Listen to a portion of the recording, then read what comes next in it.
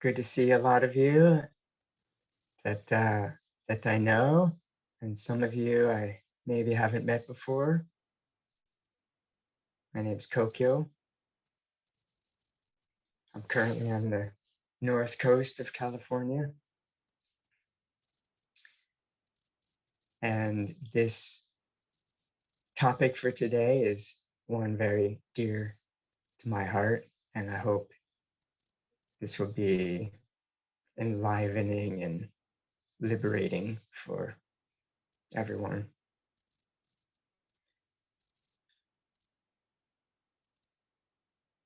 Exploring non-duality.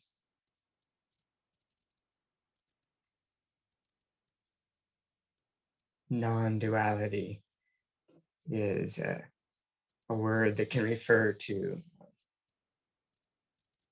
many different things, actually. It comes up a lot in Zen and Buddhist practice.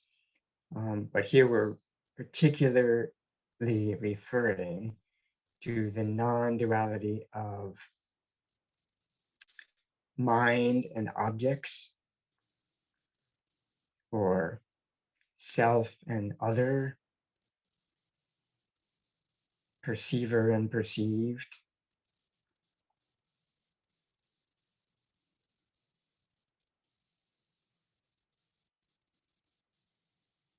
subject and object,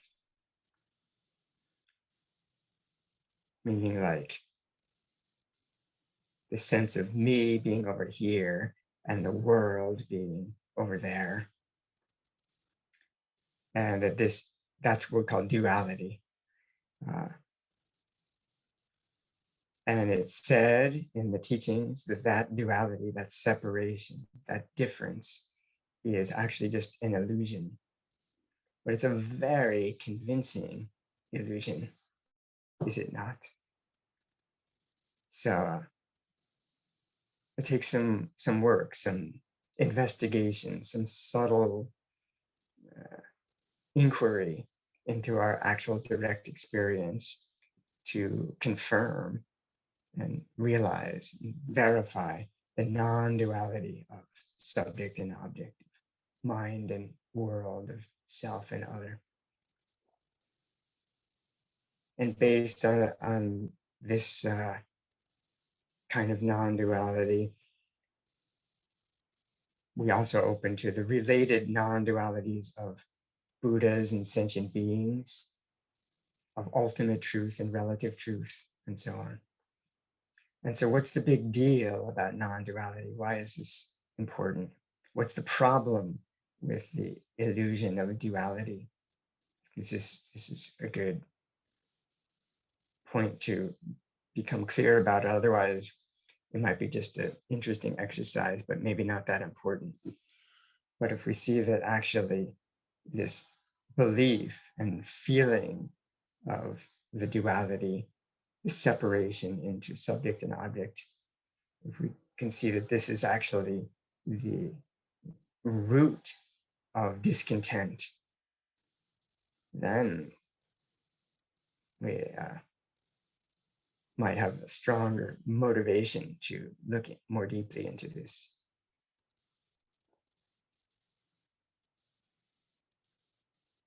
The root of discontent within the tradition of Buddha Dharma is put in various ways, and this is just one of them. Sometimes there's also put like the view of a separate self, the view of identifying with this body and mind as my true self. That's a separate being. That identification is sometimes said to be the root of suffering. But I would propose this is very similar to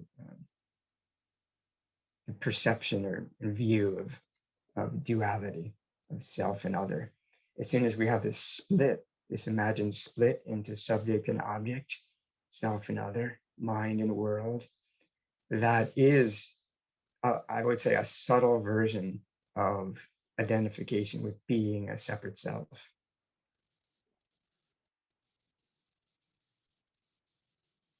as soon as we feel like I am something other than what I'm perceiving, that separation is a way of talking about the view of being a separate self. And that separate self is, which is an illusion, is always limited, is always has something to fear. There's a world in opposition to it. And the separate self can try to make the best of the situation, but it's ultimately unsatisfying and not free. And of course, death is around the corner for all of us. And if we are the separate self, then death is going to be quite a problem for us. It'll be the disappearance of us. And seems like that was the Buddha's big question. And the Buddha's intention to practice was to realize that which doesn't die. He had a big problem with the fact that he was a mortal being and was going to die. And sometimes his realization called various different names. Sometimes the Buddha actually called it the deathless. He actually realized the deathless, which is the complete freedom from all discontent. And not just for the individual, but this issue of non-duality is to help us be more intimate and loving and compassionate towards all so-called others by not relating to them as others, not seeing them as other than ourselves ultimately. So this realizing and verifying non-duality is good for the so-called individual, freeing us from discontent, and it's good for meeting others fully and with total openness, love, and compassion. So if we're on the bodhisattva path to help others, this realizing non-duality could be said to be, this is what will really help us to do that. We really go right to the root of how we aren't loving and compassionate to others and how we can be. So that's a little bit about the import of non-duality. And in Zen tradition, we often say things like, just sit, just be present. And in this just sitting, this simple presence, non-duality is revealed. And this may be so. It may be sometimes if we're deeply just sitting and letting go of all conceptual thought, which is what actually creates the illusion of duality. It's a conceptual thought, but also even subtle perception creates the illusion of duality. But if we really let go of all that, we may come to naturally realize non-duality. But I would propose that we may not. It's a very subtle reality. It's non-duality of mind and object. So there may be some subtle traces of just dualistic perception still operating when we're just sitting. So that's why I find this practice of inquiry, really investigating, experientially investigating how our mind is working, is very helpful for especially getting into the deeper, subtler layers of illusion that may not be revealed and unraveled through just being present. So like on this handout, I think everybody received this list of 10 questions. This might be helpful to have with you today, because we slowly go through these. You can look at it as we speak about it. It's broken up into calming the mind without a meditation object, in Sanskrit shamatha, and inquiry leading to insight, in Sanskrit vipassana.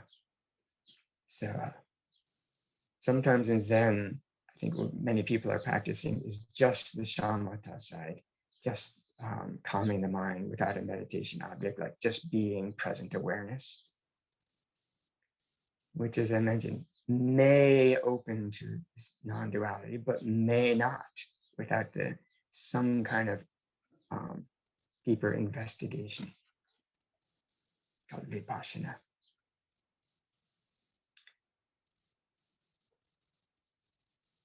And we've titled this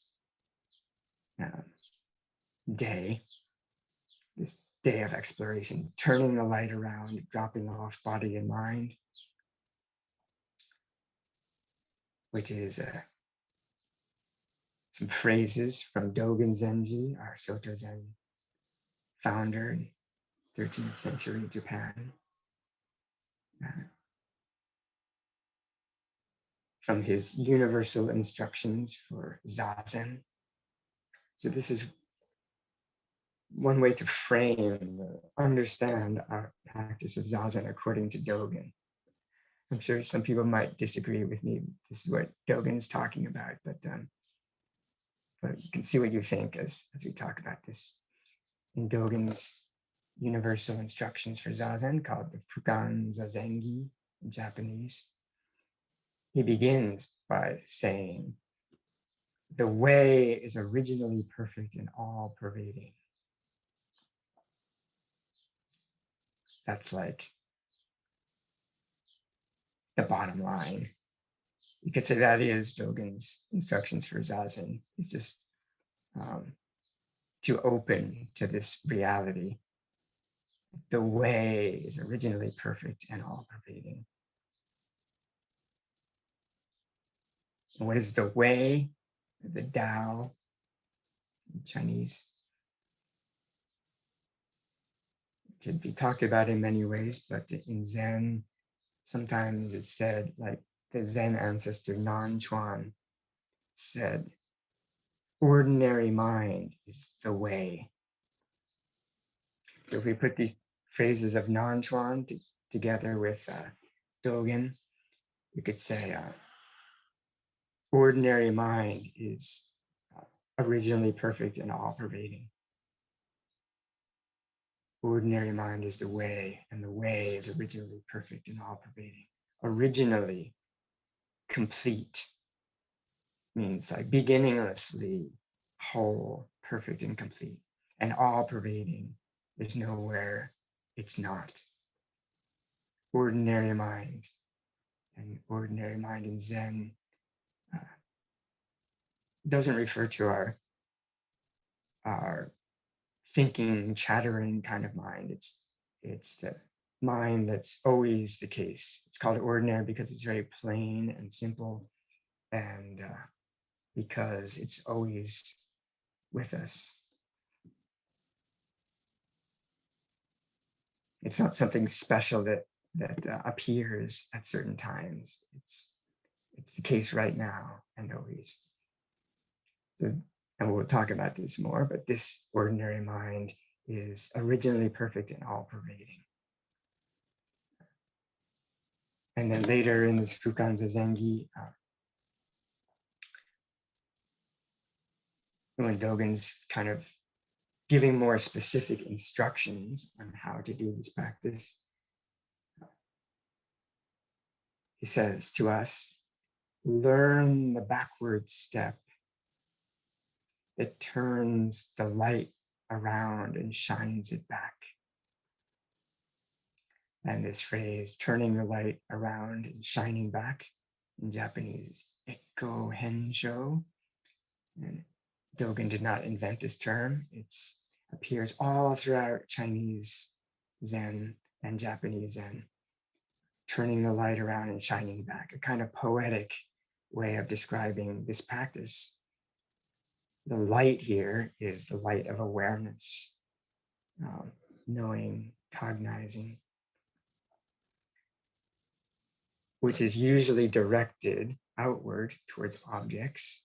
That's how we know colors and sounds, smells and tastes and sensations and thoughts and feelings and emotions. These are known by awareness. It's, you could say, like directed outward towards objects. And this practice is learning the backward step that turns that light of awareness around and shines it back onto itself. So not awareness not directed towards objects, but actually awareness kind of receding into itself, the light of awareness settling into itself. We could call it being aware of being aware, is another way of saying turning the light around and shining back, I would propose. And commentaries on this Zen phrase do say that that's the meaning of it. Sometimes in Zen, they don't explain these things so much, like this treatise of Dogen. He doesn't say it that specifically, but he's talking to people who may know this whole history of this phrase, turning the light around and shining back. We can learn the backward step.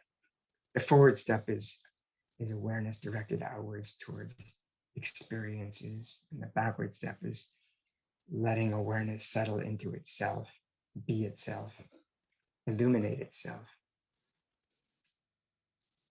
Learn the backward step that turns the light around and shines it back. Body and mind of themselves will drop off and your original face will manifest, Dogen says. Beautiful and poetic saying, and I think it's kind of the heart of what we're talking about today. When we learn the backward step, it turns the light around and shines it back. Body and mind, not of themselves, meaning like naturally, drop off, we could say. Body and mind and all the experiences of body and mind, including all the colors and sounds and smells and tastes and the whole world, as separate from this light, as separate from awareness. Anything that's other than awareness drops off. Or we could even say drops into awareness, drops off its duality, drops off its separation from awareness. And your original face manifests, which is Zen poetic way of talking about this awareness, this non-dual awareness, meaning the awareness that includes everything and is not separate from anything. That is our original face. It's our true nature, beginninglessly. And with this practice of turning the light around, this original face manifests. It's always here, actually, but we don't recognize it. It's not manifest to us. So that's a kind of Zen context. These are Dogen's universal instructions for Zazen. And the way I understand them is it's kind of a specific practice. It's turning the light around and shining back. Sometimes people say, oh, it just means like, don't get too involved in stories and all, and just, you know, and what other people are doing. Just pay attention to your own body and mind. Some might interpret it like that. I would say it's not exactly paying attention to our own body and mind. Actually, body and mind drop off. It's attending to the light awareness itself. So as we go into these inquiry questions, I think a nice way to do it would be just like one at a time. We'll just I'll talk about it a little bit, and then we can stop. Hopefully we'll have time to stop for each question and see if you have questions and clarifying these points, because they build on each other, these 10 questions. They're kind of sequential. So if we're not clear about the earlier ones, the later ones won't make any sense. It's a kind of progressively deepening investigation. And maybe since we have 2 half days, this morning we can see if we can get through the first 2, which are basically just clarifying the nature of awareness itself. First 2 questions. Number 3 and 4 are looking at the kind of qualities of awareness, the temporal dimension of awareness and the spatial dimension of awareness. So really just like investigating the kind of nature of awareness, 1, 2, 3, and 4. And then in the afternoon, maybe we can look at 5, 6, and 7. These questions are actually getting into the issue of non-duality. I would say the first 4 questions are not really about non-duality. They're just really becoming clear about what is this awareness and what is its nature and its qualities. Non-duality involves the relationship of awareness to the world and others, apparent others. We first have to clarify awareness, and then we can investigate this relational aspect to verify non-duality. And with questions 5, 6, and 7, and then questions 8, 9, and 10 are just, if it's not already obvious by this time in the questioning, they really make the point of the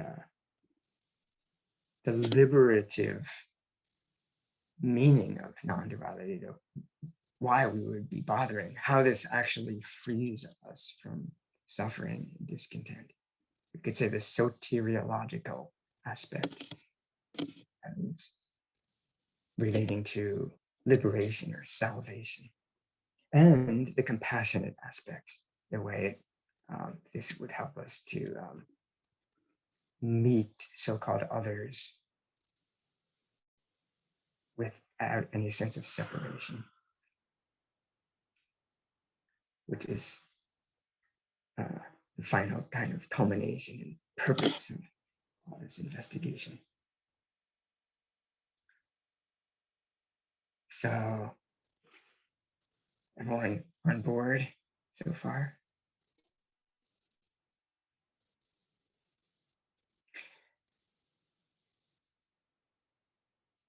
So the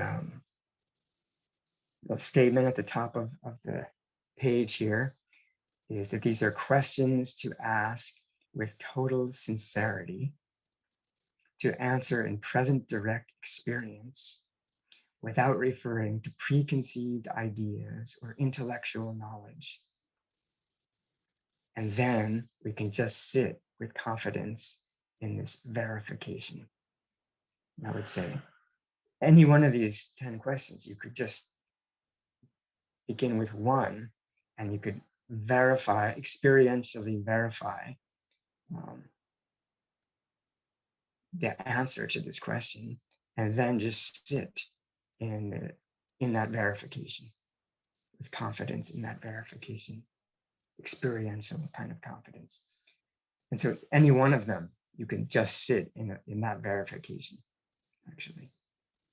And I would say they're all, slightly different flavors of just sitting with what is, but in a way we could say subtler and subtler forms of just sitting. So with total sincerity means like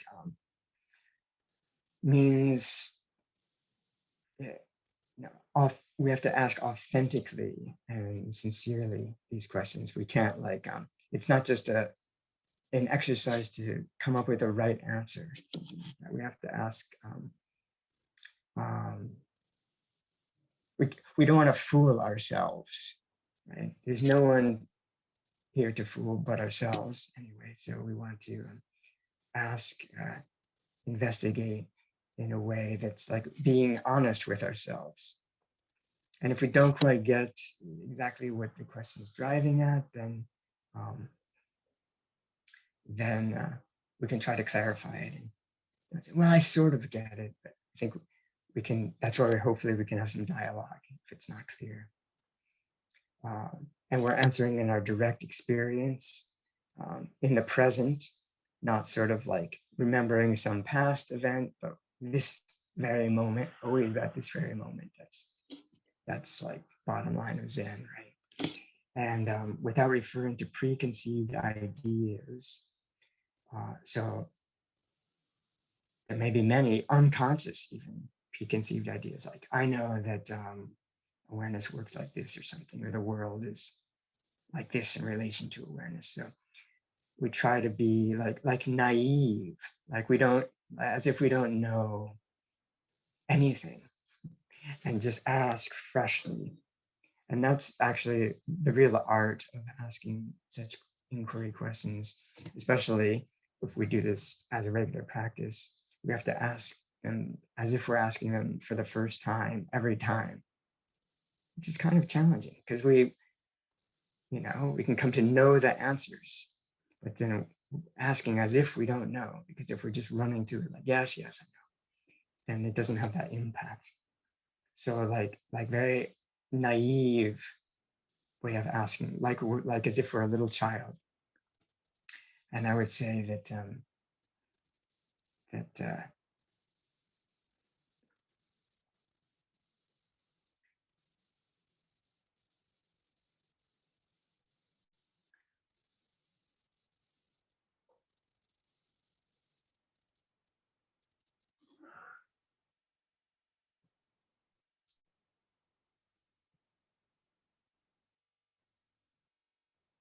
we really want to confirm presently and directly the truth of our own experience.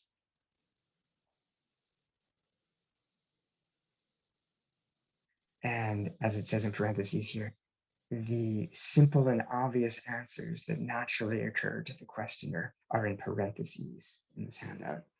So the answers are given here. It's there's no trick questions.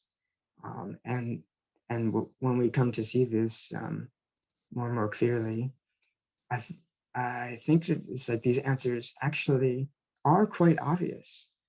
These like a young child could ask these questions and come up with these answers, and that this kind of inquiry doesn't rely on previous Zen practice. I think previous Zen practice might help just because it helps us be present with our experience, and it helps us pay attention and be present and not get too distracted thinking of other things. But other than that, we maybe don't really need any previous practice. Someone could just ask these questions in any kind of situation. Again, I think that it helps a little bit to ask these questions in formal Zazen practice when we're actually not doing anything else. There's no distractions impinging on us. We can just investigate our present experience very simply. But as we get more used to asking these questions, we could ask them in activities. They're not limited to sitting silent and still in a certain posture, though such a thing might be conducive and sort of an aid to asking such questions. We don't want to ask or answer these questions theoretically or abstractly, but really how we would, what seems most true in our own experience. That's the spirit here, which is an essential part before we get into these questions. And as I mentioned, it's good not to move on to the next question without verifying the present question, because they build on each other. And if we're getting stuck and confused, we can always go back to the beginning, like question number 1. So question number 1 is awareness present? And with these slashes between questions here, they're basically exactly the same question, put in different ways, because different people relate to different words. So another way to ask, is awareness present, would be, is there knowing? So here, we're not talking about intellectual knowing, conceptual knowing. We're just talking about basic knowing, or cognizing, that function of mind. That's what mind does, is it knows. And it might know objects, but it's maybe we can see that mind actually can just know itself without even having an object before it. Is awareness present? Is there knowing? Or another way to ask it is, am I experiencing? So in this case, I'm proposing that these words awareness, knowing, and experiencing are synonyms, identical, but they're a little different flavor when we use them. So you might relate to one of these words more than another. Sometimes people might like to add in the word consciousness, or am I conscious? Is there consciousness? As a kind of synonym of awareness. I think, depending on how we understand that word, it could be understood to be synonymous to awareness. But I don't actually, this is a kind of sort of a technical footnote here. I don't like to use the word consciousness here because as this will unfold as it goes along, consciousness seems to be the standard translation in English of the Sanskrit Buddhist term vijnana. And vijnana always means dualistic consciousness, divided knowing.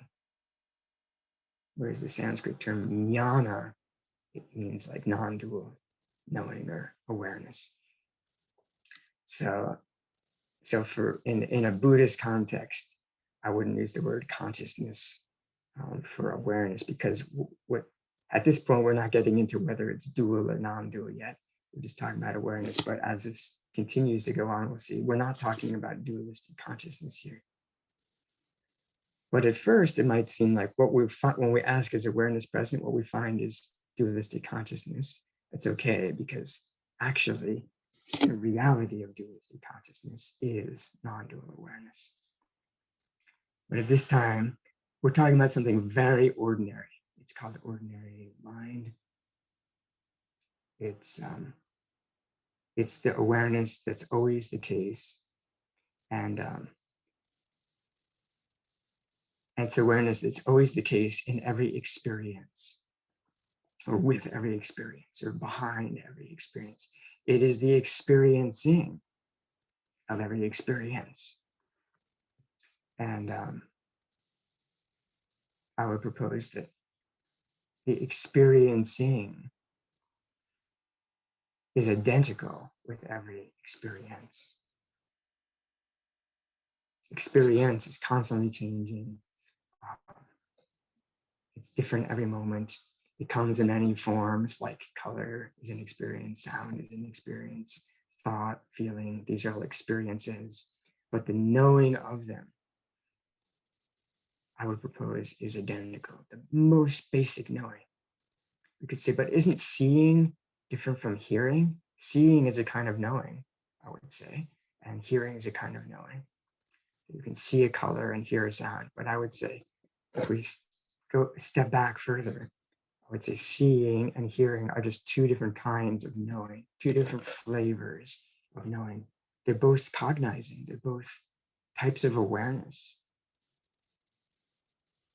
this is worth considering. So the awareness we're talking about is also not a concentrated mind. You might say, some people might say, are you aware right now? And say, no, I'm actually totally distracted. So we're not talking here about the kind of awareness that's concentrated on the present and not distracted. We're talking here about the awareness that is identical in a very concentrated mind and a very distracted mind.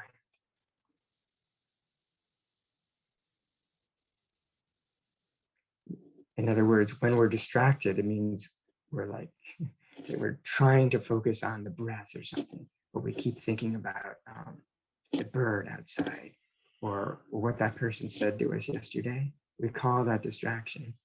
But there's an awareness of the sound of the bird outside. There's an awareness of the memory of yesterday's conversation. And the awareness of yesterday's conversation is the same awareness as the awareness of the breath.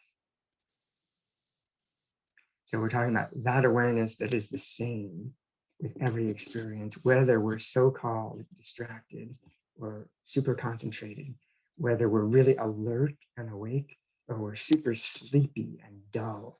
You might say, I'm half asleep. I'm so dull. I can't hold a single thought. I don't even know what you're saying. We say the awareness of that state, that experience of dullness or confusion, is exactly the same awareness as the awareness of crystal clear presence. Are you getting the feeling for this kind of awareness that we're talking about? Is it's very ordinary because it's always the case with every experience. It is simply the experiencing of the present experience. Is there experiencing? Of course, if we're alive, there must be experiencing. If we can hear that question, there's experiencing. There's anytime we could ask this question, there must be experiencing, also called awareness, also called knowing. It's impossible to answer no to this question. If we say no, there's not awareness. Well, what's aware of saying no? So yes, the answer is yes, of course, always. There is awareness. There is experiencing, there is knowing. The most obvious thing you could ask a small child, and if they understood what we're talking about here, they would say, yeah, of course. Now, one of the tricky things with this first question is that we're so used to being aware of experiences, objects.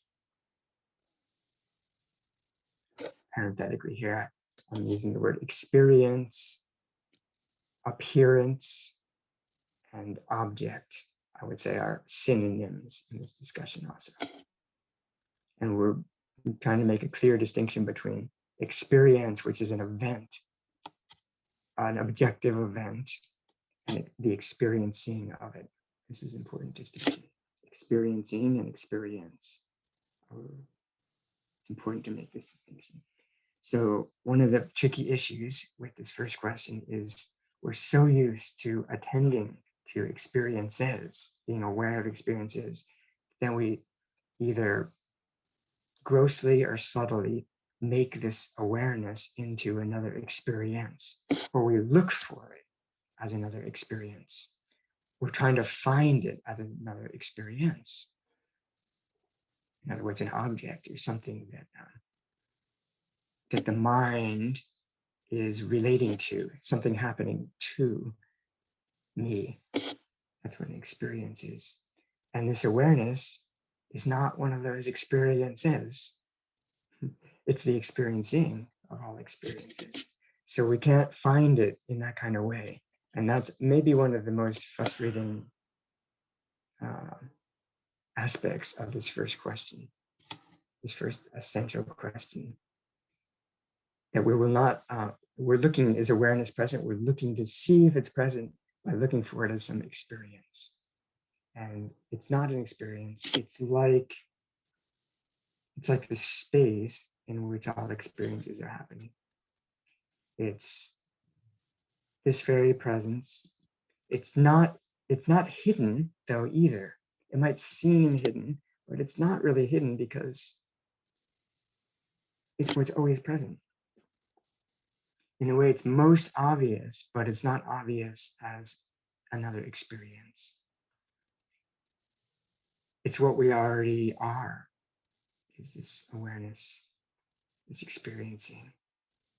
But when we ask the question, asking the question has a function.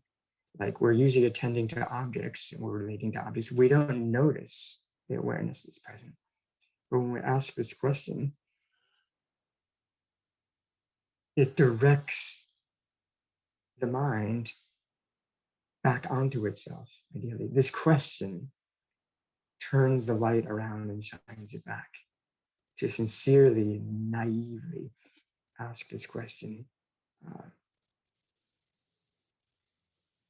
kind of shifts our perspective away from objects and experiences into the space of experiencing. That's the design of the question. It's the point of the question. It has a function. And maybe by asking it, you can start to feel that little shift. Yes, I'm looking at the screen, I'm looking at the images, I'm hearing the sounds. Now, is awareness present? It's almost like a withdrawing our attention from the object or experience back into the source called just ordinary awareness itself, presence.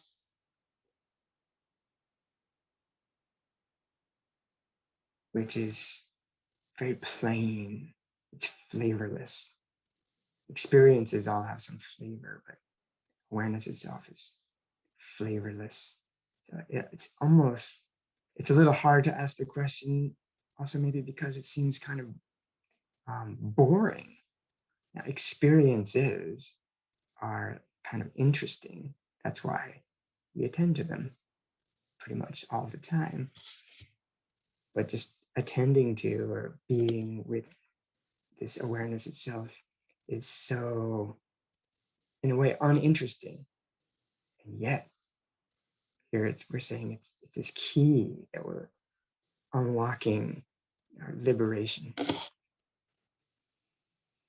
can encourage us to look and learn this backward step.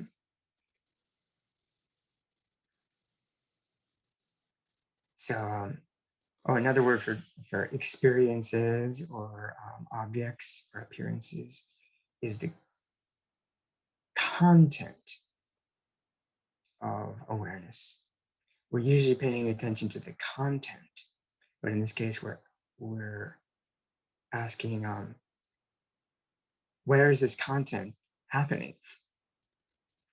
Isn't it happening in awareness? So we're kind of withdrawing our attention from the content. And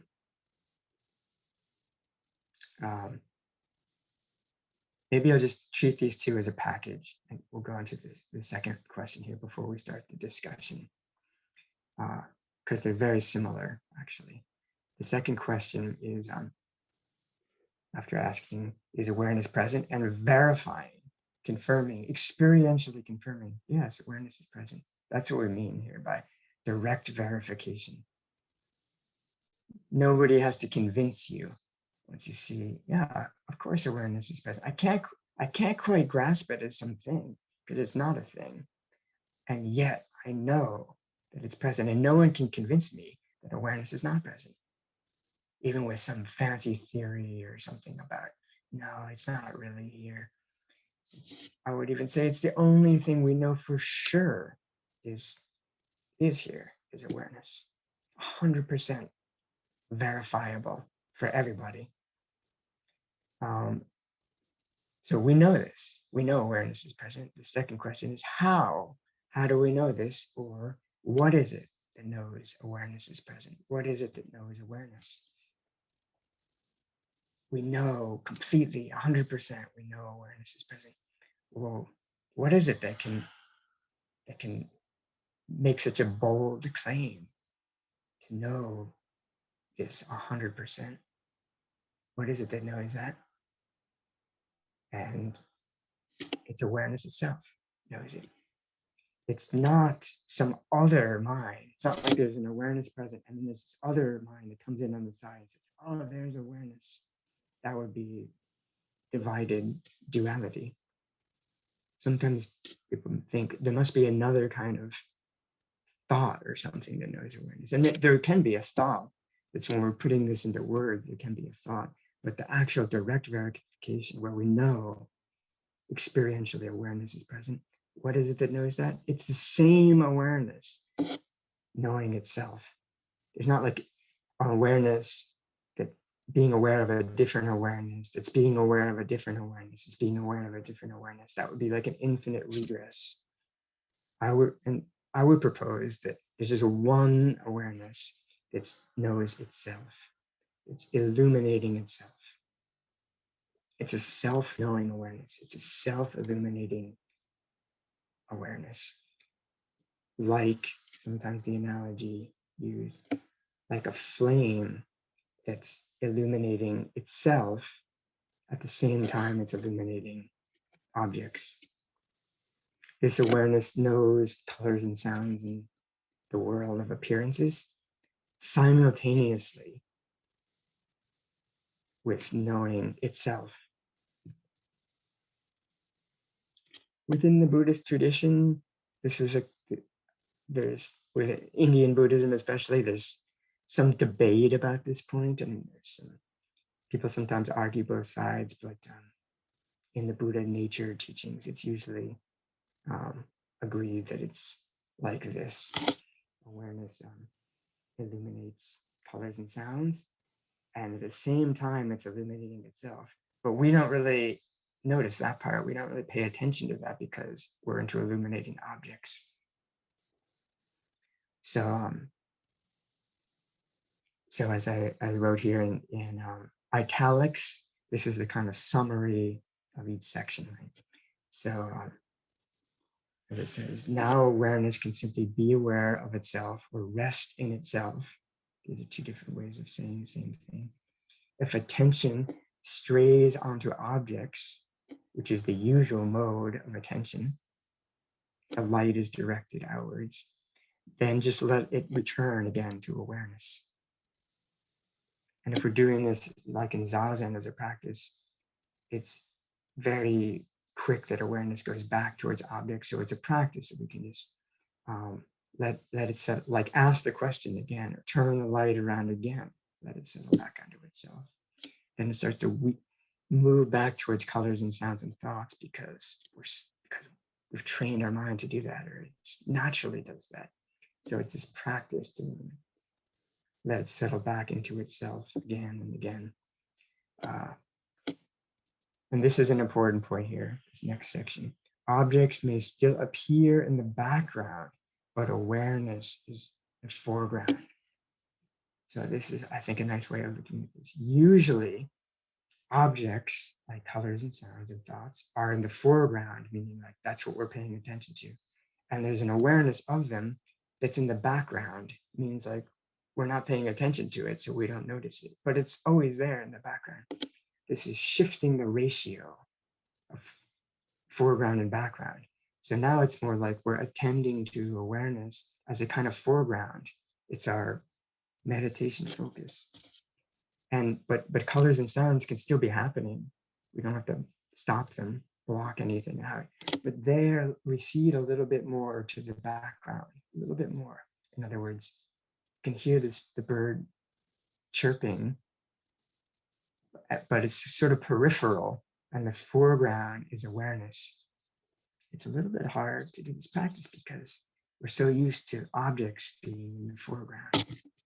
And awareness is not an object. it's the only experiential reality. It's not an object of mind, actually. Every other thing that's happening is an experience, which is constantly changing. But there's the experiencing, it's not changing. So as it says, this practice now is just being awareness and knowing it is one's true nature. That might sound like a kind of a leap there, but this just means that it is what our true nature is, what's most true and real. And if something is our true nature, it must always be the case. Our true nature can't be like a temporary thing, right? So we're looking at, if we're trying to clarify what is our true nature, it must be something that's always the case, and it must be true. It must be verifiably true. And is it not the case that this awareness is 100% verifiably true, and every other experience is, I would say, not 100% verifiable? Even like a most extreme example would be like, could it be that we're all like actually dreaming right now? We're asleep and dreaming of a Zoom conversation. I'm like a little bit open to the possibility that this could be a dream right now instead of waking life. Right? I can't 100% verify that this is not a dream. So even the fact that this is waking life and not a dream, I'm not completely sure about.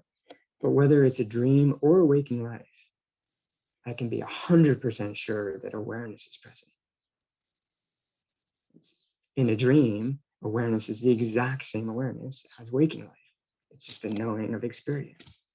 Whatever state we're in, a dream state or a waking state or a dull state or a clear state, the experiencing of the state is the same, actually unchanging, always the same. So this is what we mean by knowing this awareness is our true nature. Do not make awareness into an object by subtly attributing graspable characteristics to it. It's ungraspable. Grasping here means the mind, the way that the mind knows objects or experiences is by grasping them. That's knowing a color is grasping that experience. So this awareness cannot be grasped in that way. It can't be known as an object, but it is self-knowing. And this is something, if we're practicing this regularly, we might see there's subtle ways in which I might make awareness into a graspable object. For example, I think it's like as a metaphor, I think the best, my favorite metaphor these days for this awareness is space. It's like space, which is that holds everything. It has no graspable qualities. It has no boundaries. It doesn't change. It's invisible. It's not an object. And yet it allows all objects. So it's just a metaphor. But we might start, and I think it's a helpful metaphor for accessing awareness. There's a space-like quality of awareness right now, and to relate to it like the space that fills the room helps me sometimes to open to it. But then I might subtly start thinking awareness is like physical space. It's like, in other words, it's really big. It goes out to the farthest reaches of the universe. And I would say awareness is not actually really big. If we start looking closely, it has no size at all. You could say space really has no size either, but we might start subtly grasping like the largeness of awareness. That would be an example of subtly attributing some graspable qualities. It's so frustrating to not have any graspable qualities. So to keep it pure verification of awareness, we just can't get a hold of it at all, and yet It's not some abstract, invisible idea. It's verifiably present every moment in a very simple way, kind of paradoxical. So, with all that in mind, that was a lot. Unpacking these first two questions, being awareness. Please, if you have any questions, really, clarifications, especially experientially about this, please, or anything that doesn't make sense. Let's see. I saw Rich raise a hand.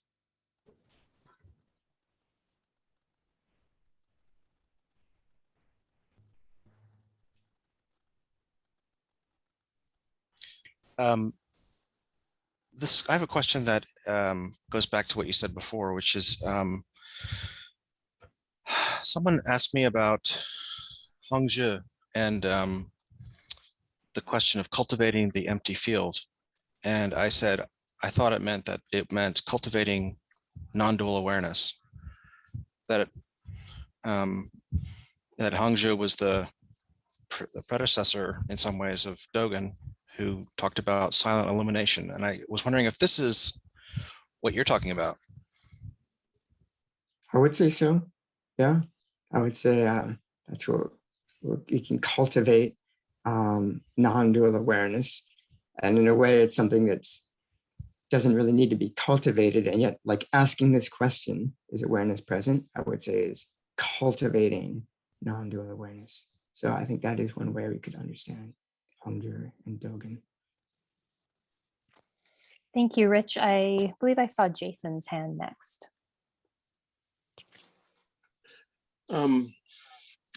So what if there is a flavor to your meditation? Does that mean you've strayed from the path? Like, what would be an example of a flavor? Calmness. Mm. Like with calm abiding, Mm-hmm.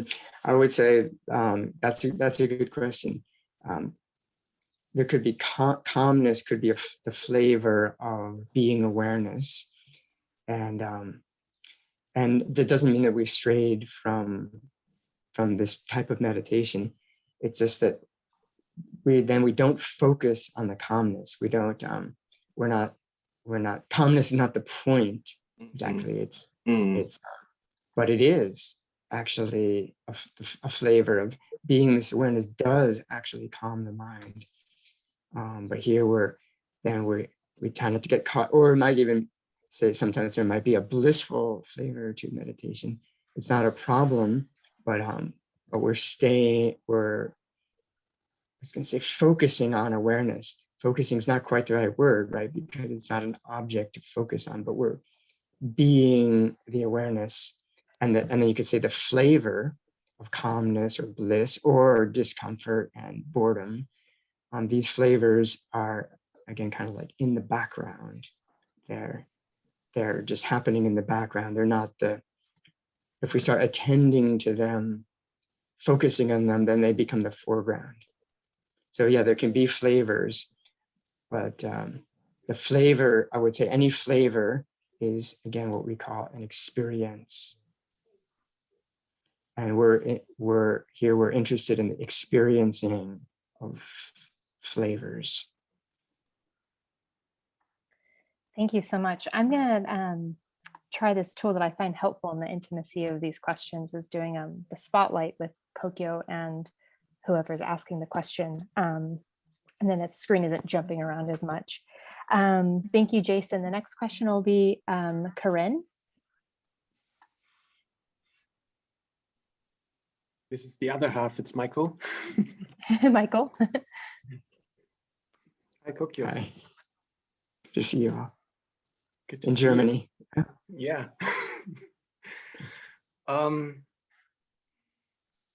I was sitting and listening to your talk and asking this question to myself, and what I found interesting was that the question of, is there awareness, was actually kind of difficult to look at, because it felt like I'm so identified with the one that knows. Like the knowing itself feels like that's where my sense of self lives. So it was kind of like, well, there's nothing to look at because it's me looking at it. Like the eye that tries to look at itself. And yes.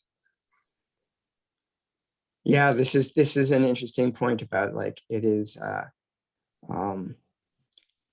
it seems to be ourself as like a perceiver that is the awareness, and at the risk of getting confusing and the subtlety here, this will come up in later investigations, like in question 5 and so on.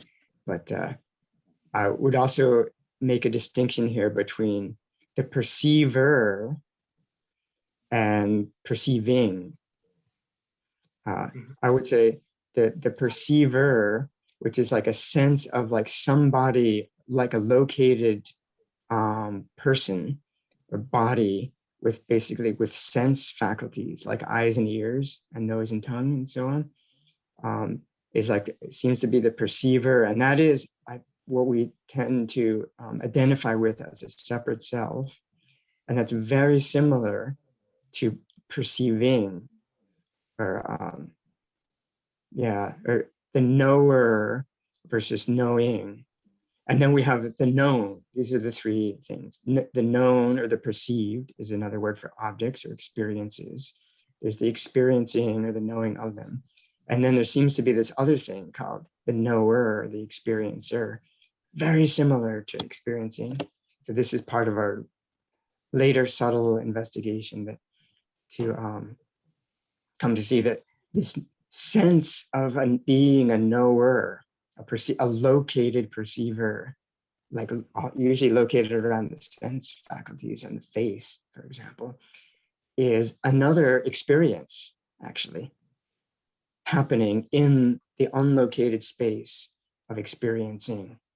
In other words, we think about the subject as the experiencer experiencing objects like colors and sounds, but actually the experiencer, if we look really closely, is another experience. It's another kind of object. The sense of being a location is a subtle experience. So this is a good point, that here the awareness is, or the experiencing is not so much over here, right? It's at first it does seem that way. And that's why the later questions will help to clarify this. But it's more like an unlocated space-like knowing or awareness. yeah, I was trying to locate it, and it was like behind my head. It was like a sense of course I am there and looking at it, and it felt, but like if I would have to locate it in space, it was like even behind my head, like a broad. Yeah, so yeah, this question, that is one of the later questions, right?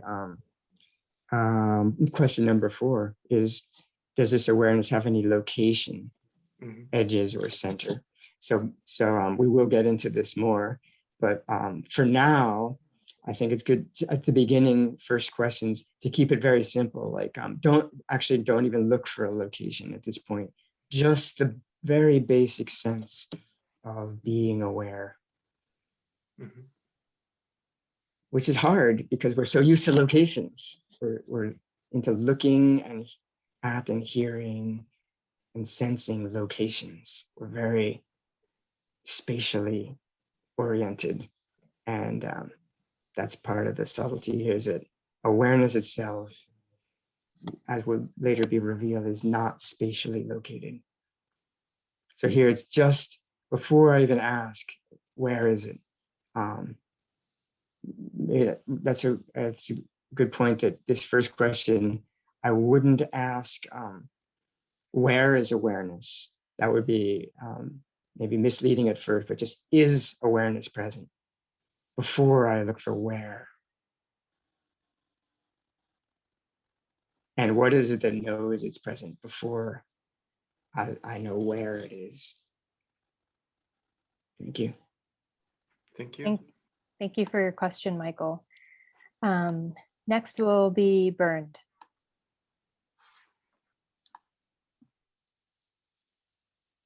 Another German from distant land. Hi, Bernd. Hi. Good to see you. Good to see you. And see. Good to see everybody else. I just want to say, when I read about your offering, I was very enthusiastic and signed up right away. So thank you very much. You're welcome. I think it is because what you're offering is very dear to my heart, or I find it of like total importance. And I think I also signed up because, of course, I'm well, I'm meeting with a lot of people here in Berlin and in other places in Europe who are so wonderful that they take up Zen practice. So it's a great gift in my life. And actually, we had a Zen day, one day sitting here in Berlin today, which just ended like 2 hours ago. And maybe unconsciously, because I was aware but not conscious of your offering tonight, I actually talked a little bit about the central practice of turning the light around. So maybe this is Germanic overthinking now, what I'm saying or bringing up. Well, let me say first, my intention is I would like to learn because I don't want to confuse people. But sometimes when I make certain suggestions to my friends in the Zendo, I can see how confusing it is.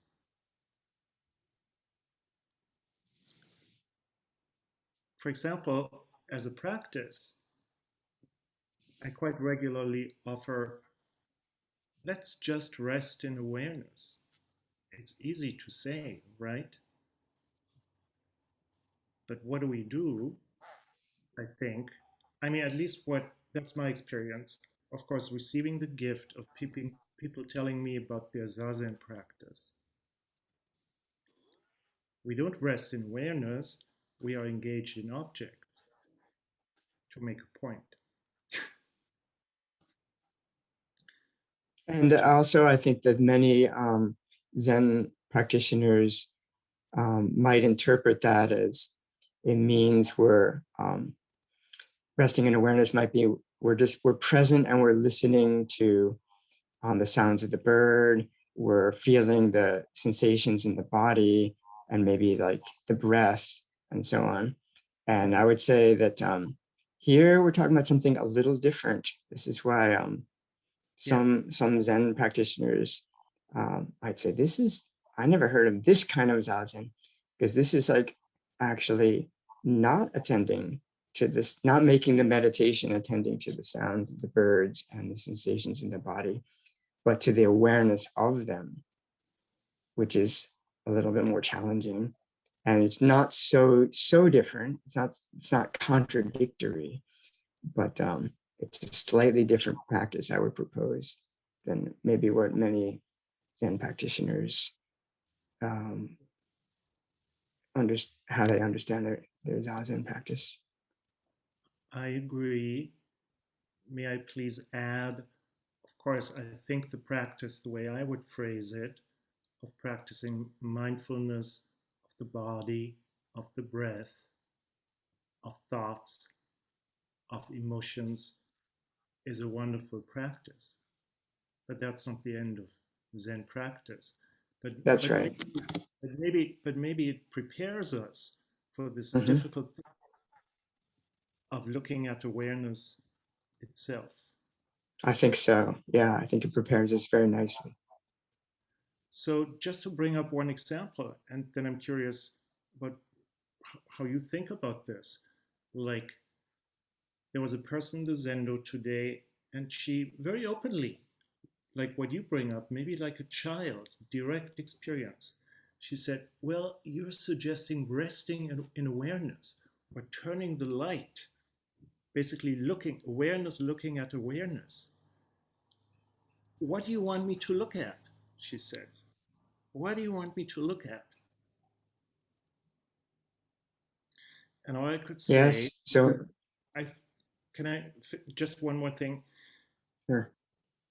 because I think I really understood, let's say, the issue or the problem or the slight agitation. I said, the tricky thing is, let me say this, your life right now, or this moment of experience, what we think a moment of experience is, which is mostly us grasping objects, I would propose, but it's totally mixed with awareness, just like milk and water are mixed.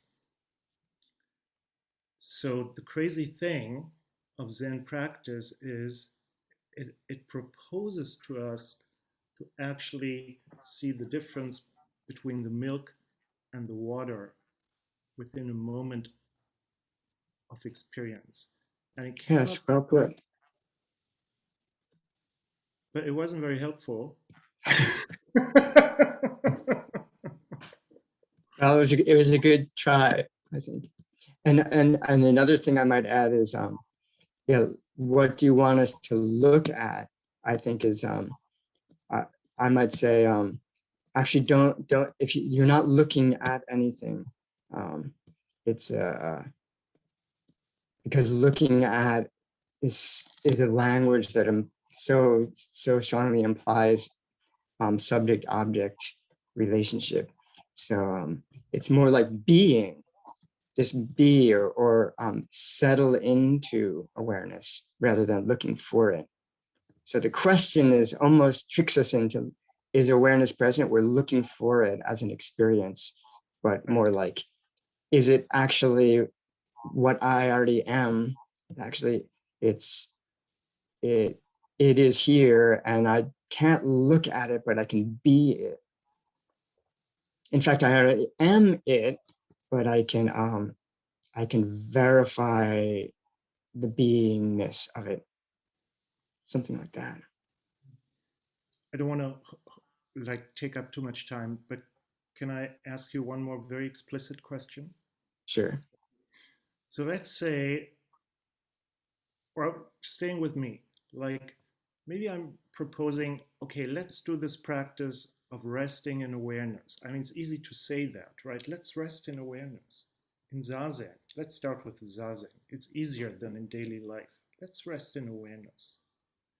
And then somebody would look at you and say, how do you do that? What would you answer? In a way, you can't really do it. It's not something that we do.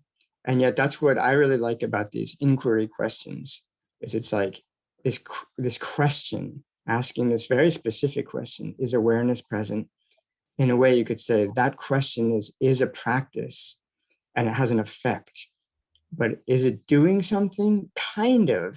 It's kind of shifting the mind by asking the question. If we ask it sincerely and naively, you could say that's one way to do it. To how do we turn the light around? Ask. For myself, it works well for me to ask this question. It's kind of like a practice one can do. Mm-hmm. But there's many other ways also to like just be and don't do anything, you could say. But if we want to do something, I think asking the question, and also maybe just to add in here, some people also ask questions in Zen like, who am I or what am I? Who is this? I think is basically it's the same question, but I think that the question, is awareness present, is more direct, because who am I can get a little too tricky. We're looking for some subtle self or something. I think is this based on the same point, that question, but it's looking for an answer where to ask, is awareness present, already kind of gives us the answer. We're looking for awareness. That's who I am, actually. But it's a very, very, very, very simple question. It's almost like the simplest question one could ever ask. And yet it's kind of doing something, asking the question. So I'll leave it at that for now. Thank Yeah, we you can very see much. what others. Thank you. Thank you so much, Bernd. Matt, you'll be next. Hi, Kokyo. Hi, everyone. I have a simple question. It's a terminology. I've seen the term bare awareness, I think somewhere, maybe Satipatthana Sutta. Is that what we've been talking about? I think people might define it different ways, but I like the term bare awareness. I think, again, sometimes some people might use bare awareness as bare awareness of objects. I think in maybe Satipatthana Sutta context, it might be like, when you hear the sound of the bird, just hear the sound of the bird. And as I mentioned earlier, this is a little different than just hearing the sound of the bird. It's the sound of the bird is still an experience that we're attending to in a bare, pure way, which is a wonderful practice. Slightly different practice here. Thank you. Yes, and you know, I encourage all of us asking questions too because our time is limited, to especially bring up questions that are like how very experiential about these particular questions. Is there, if like, I don't get it that awareness is present or something.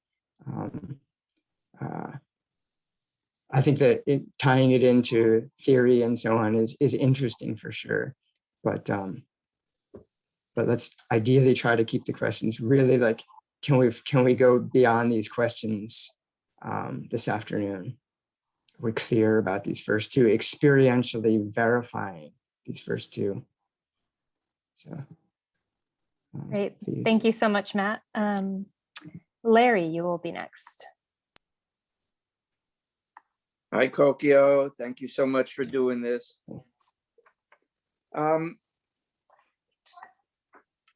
You know, my question is the process of making the inquiry, whether it matters to make the distinct, whether the inquiry itself is a non-dual inquiry, or whether the inquiry is a discriminative process, because I have been practicing resting in awareness, as you know, and to, as you say, sit with confidence in the verification.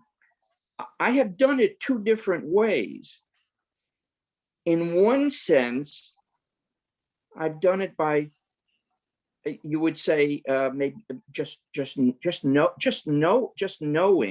just resting in the knowing, and which maybe you could equate to a non-dual methodology of making inquiry. And then in another sense, I've done it because in order to rest with confidence, you have to have the confidence. And so I've done it by the process of elimination. I'm not being aware of the bird. I'm not being aware of the sound of the auto. I'm not focusing on my feelings, and eliminate. So when you then can say, I'm not focusing on anything, then I can rest with confidence.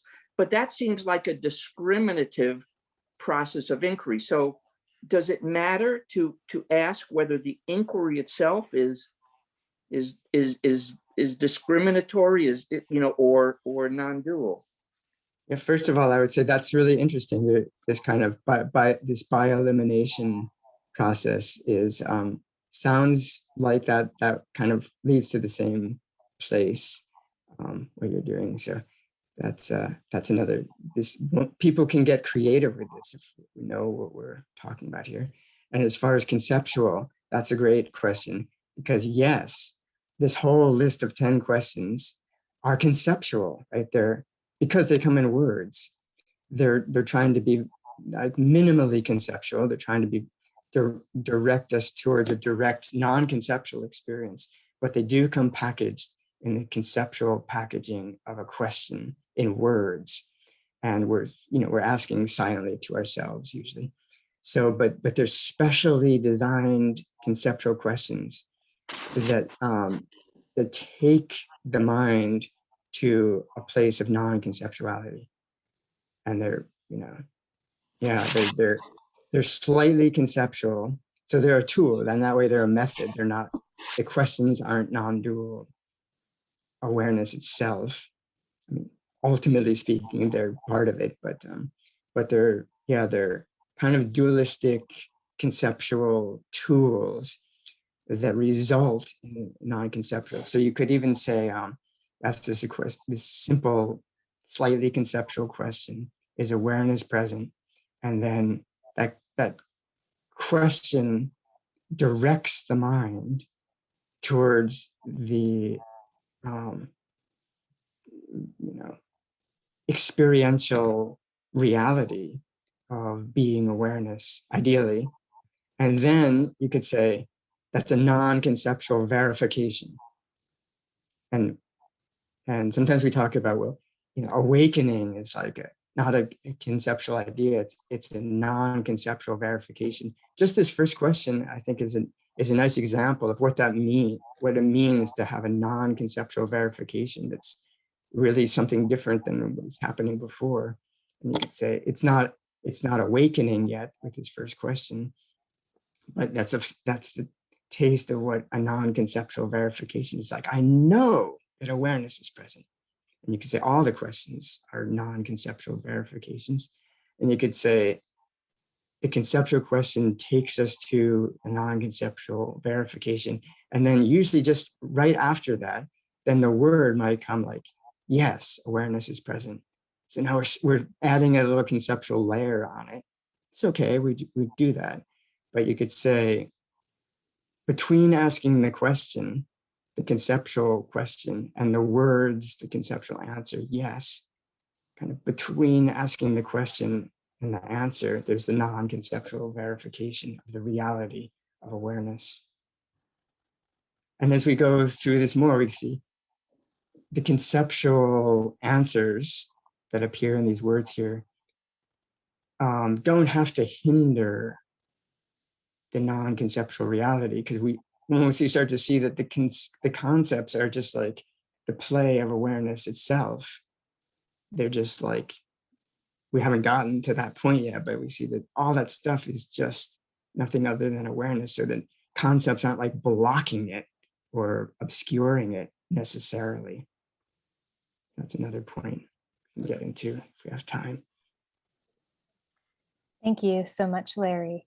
Kokyo, I just wanted to check in with the time. We have 3 minutes till the hour. And we have 3 questions left. Would we feel comfortable going into the lunch hour? Do we want to hold off till the afternoon session? What are your thoughts? I don't mind going a few minutes into the time if other people don't. Okay, great. We'll continue with these. The questions I see is Hanson, Susan, and Karen, and then we will take our break. Hanson. Hi, thank you, Kokyo. So I wanted to get some clarification on something you had said about that we need to make a clear, important distinction between the experiencing and the experience itself and the object. And I guess when I try to do the practice, it seems like I guess making that distinction maybe implies in my mind that one can exist without the other. But I guess in my experience, it seems like they're always together. So when I ask, like, am I aware? It's almost like, is there experience? Are there objects? And I don't see quite how you're separating foreground and background when in my experience, it seems like it's the same thing, like that there is an object is that there is awareness. So can you talk a little bit more about what is that distinction? Yes. Yeah, great question. That you're right, they're inseparable. Experiencing and experience can't be separated. And And yet as a method for the investigation here, we're trying to tease them apart, not separate them exactly, but just make the distinction between the space in which everything's happening and everything that's happening in the space. You could say it's a kind of artificial, it's a kind of making a duality when there isn't really one.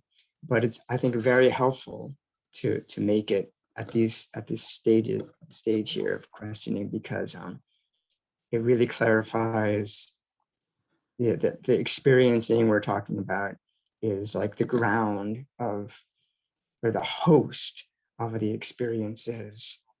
And without making that distinction, we miss some of the subtlety. So the later questions will collapse that distinction. That's what the non-duality part will actually show the unity. But I think at first it's helpful to somewhat artificially make this distinction. Does that make sense? Yeah. So would it be a right way at this stage to think of the question of, is there awareness present, to be almost, I guess, in a rephrasing of it, like, is there some sort of appearance or objects, no matter what it is, that is just like a check-in, like, yep, there are objects right now. Yeah. Well, that's why I think this description of foreground background shift is helpful, because there's always a foreground and a background. And by background here, I mean like peripheral, like it's still happening, but we're not putting our full attention on it. So it's just awareness is always in the background, but we're not putting our full attention on it. But then we're shifting that. So we're now the foreground of, attention is awareness. But still, peripherally, there's the sounds of the birds and there's the feelings in the body and all that. It's just that's not our focus of attention. So that shows that they're both inseparable. They're both always the case. But where are we? What are we investigating? Thank you. Thank you. All right. Thank you so much, Hanson. Susan. Hi. Thank you. Thank you, Kokyo. There's no way you're going to get through this today, so I request that you do another and another and another, so we can all study this together. So thank you so much. I agree, awareness is present. First one is not an issue. The second question, is it anything other than settling more deeply into awareness of awareness? Because the words how and what start to, so it seems like it's just emptying out specific delusions, the how and the what, by just throwing those questions in there. Otherwise, it's like folding, unfolding, unfolding. And is that my understanding correct? Yeah, I think that's a great point. Thank you. I wanted to mention something like that these first two questions, I think of like as a pair, because they're almost the same. And what is the function of the second question? Almost nothing extra. You could say it's, for me, it almost like it drives home the impact of the first question. And is one way to say it. It's like, for me, experientially, it's like, oh, it really is just this awareness. And another aspect or function you could say is it brings out the self-illuminating quality of awareness. That there's not one awareness aware of a different one. There's one indivisible self-illuminating awareness, which may not be obvious with just the first question. Thank you. Thank you, Susan. And Karen, you can finish us out.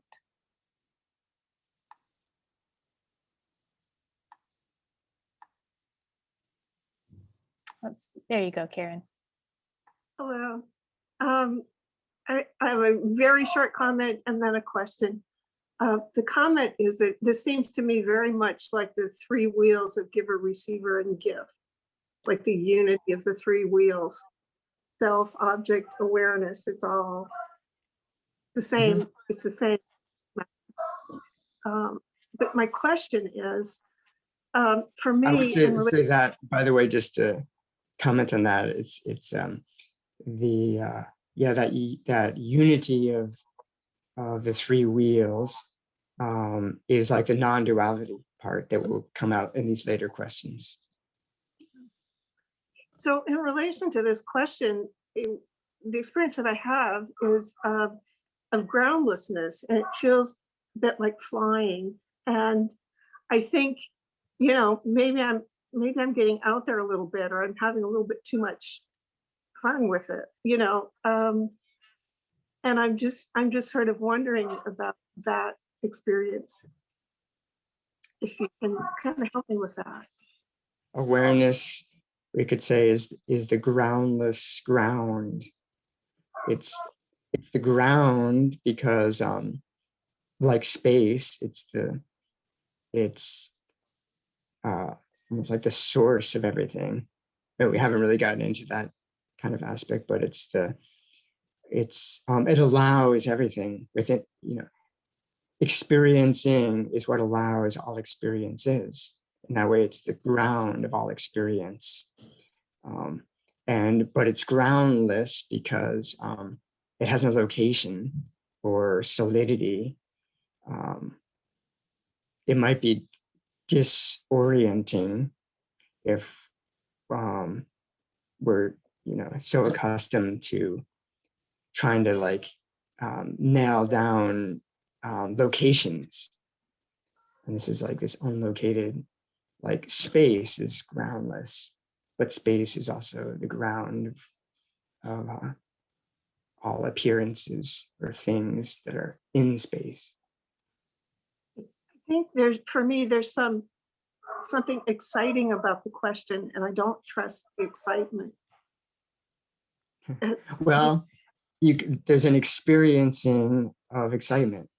There's awareness of excitement. And sometimes we're like, if the excitement comes up, then we get distracted by the excitement. Means that becomes to the foreground, because excitement is much more interesting than awareness. So it's almost like the mind will do these things to kind of like try to like bypass the actual meditation. And why does it do that? I think it's just basically mind is into experience, like especially excitement. And and I think it may be the hardest part of this kind of meditation is to not get involved in even attending to specifics of experience, the content, not getting involved in content of experiencing awareness. We're so into content. Is there some instruction for moving in that direction that you're talking about? What's that?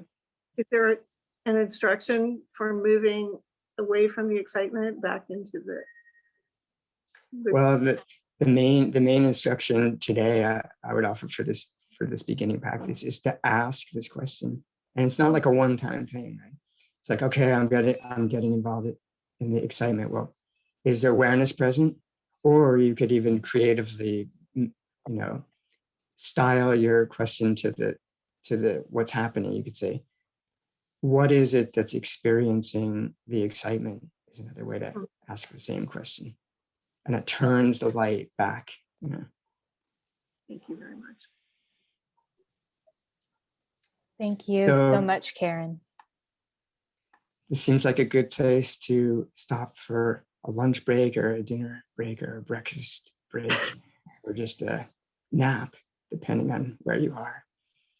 And we'll come back together in 52 minutes, something like that. Sounds great. I just wanted to let everyone know, let me go ahead and unpin you here, Kokyo. I think I will leave the room open during the break. That way the follow-up recording isn't in two different recordings. There'll just be a pause. So just a reminder to turn off your camera and your audio during the break so you can have some privacy. And we will see you all at the hour. Okay, thank you very much. Was there a question, Mel? Nope. Okay. Yes, at 1 o'clock. Are you asking 1 o'clock, depending on where you are? We'll see you soon. Thank you.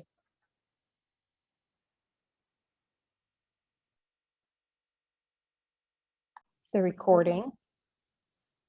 Again, if you'd prefer not to be a part of the recording, please feel free to keep yourself muted and your video turned off, and you're more than welcome to chat me a question at any time if you'd like me to voice that for you. Another reminder that we do have closed captioning available, if that would be helpful for you. You can go ahead and enable that below in the where it says CC in your menu for closed captioning. And so do we go to 3:30 today? that's my understanding.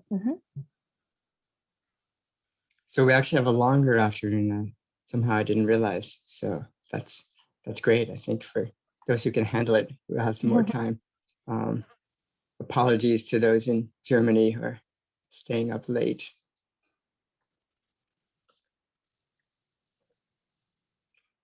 So since we do have this a little more time than I was expecting, maybe we could just start with see if there's any more questions, and let's try to hone our questions to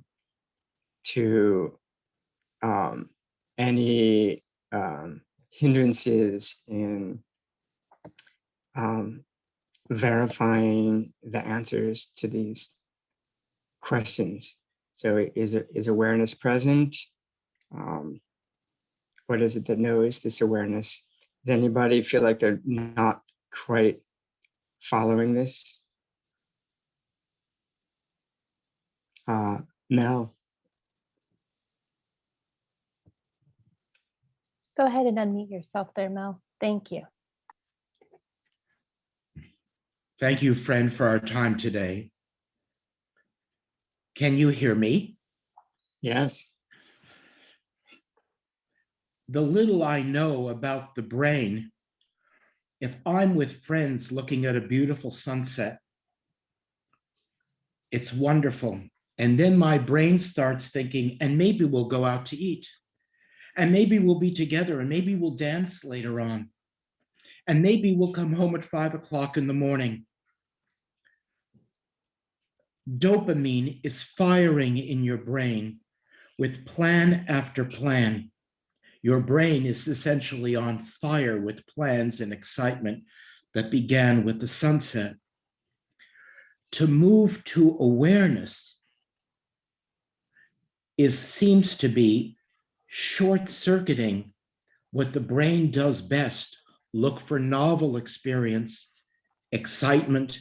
And this is my experience as well. To cut it off at the knees is basic for myself, and my experience is to denude the experience of the sunset. You're with your friends. This is wonderful. There is a denuding of it. I would very much appreciate hearing your comment on this. I'm not sure what denuding means. Cutting it off at the past, Yeah. cutting the excitement off. Yes. And coming back to yourself, but your brain, of course, is firing on all 12 cylinders with the excitement of the moment and what you're planning after the sunset. So it's true that this kind of practice we're talking about here is kind of counterintuitive.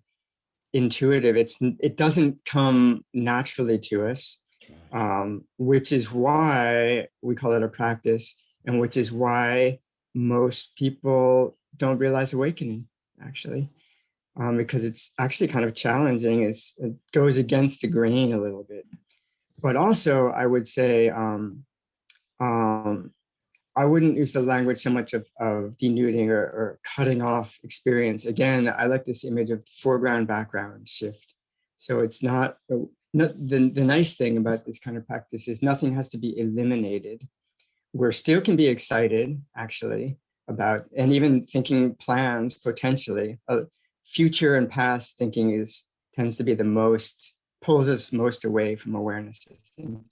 But it's potentially possible to be somewhat engaged in these experiences and at the same time attending to the awareness and letting it come more to the foreground. But I think for especially getting used to this unusual practice, I think it's most useful when we're in, as I say, like formal zazen, where we're not actually having conversations with the friend, we're not looking at sunset. It's our experience is very simple, so it makes it easier.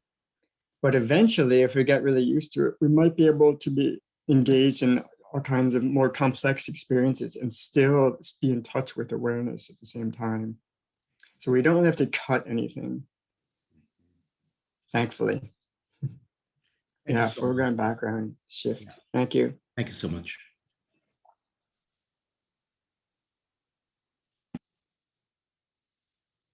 Anything else about, do people feel like, okay, Nikita? Yes. Could you hear me? Okay. Yes. Oh, thank you. Thanks for the program. This is very interesting. Something I had a question about. So the typical mind, let's call it that we use to, sort of get through the day, make decisions. So basically the mind that doesn't seem that it can operate without dealing with boundaries, right? It can only understand things that have boundaries, shape, there's limits to them. It seems that the type of awareness we're talking about is not something that this mind will ever be able to fundamentally understand or grasp, right? Since we're talking about something that is presumably boundedless. Yeah, at least not grasp or understand in a graspable way, depending how we use the word understand. Yeah, so is it, so what we're talking about also involves, I guess, getting comfortable with the kind of the idea of not being able to know with that mind. Yes, exactly. We're getting comfortable with verifying something that we can't conceptually grasp, which is unusual. But there are other experiences like that, like in a way, like Dogen Zenji says in his Bendowa essay, talking about realization or awakening. He says it's like tasting water and knowing for yourself whether it's hot or cold.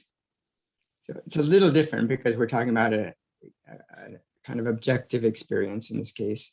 But I think he's trying to get at that sense of we're having a direct verification of hot or cold. It's very hard to explain to someone who didn't know what hot and cold was, what that experience of hot and cold is, but it's undeniably so for the one who's tasting the water. So a little bit like that, getting comfortable with direct experience that we can't quite name. In other words, it's ineffable, it's indescribable, and yet undeniably present at the same time. Yeah, we get used to that this awareness is most like that.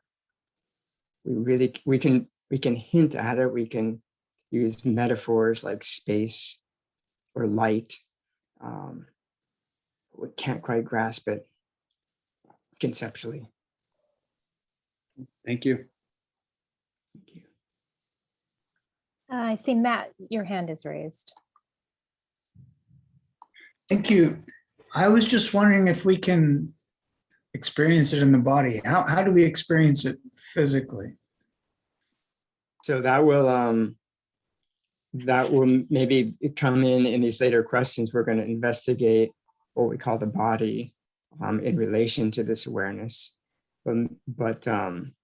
So at this stage of these initial questions, we're actually again, kind of teasing apart these two aspects called experiencing and experience. So I would say generally anything that's happening in the body is kind of in the realm of experience, like sensations in the body, right? Experience.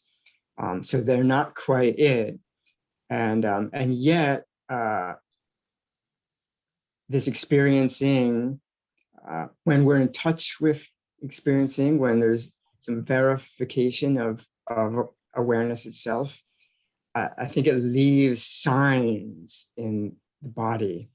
And the main one that seems most prominent that I notice is there's a sense of deeper relaxation in the body, actually, and the mind. But just making that little shift sometimes, like I'm here, I'm attending to experiences of sights and sounds and so on. And I ask the question, is awareness present? Take the backward step and settle into awareness itself.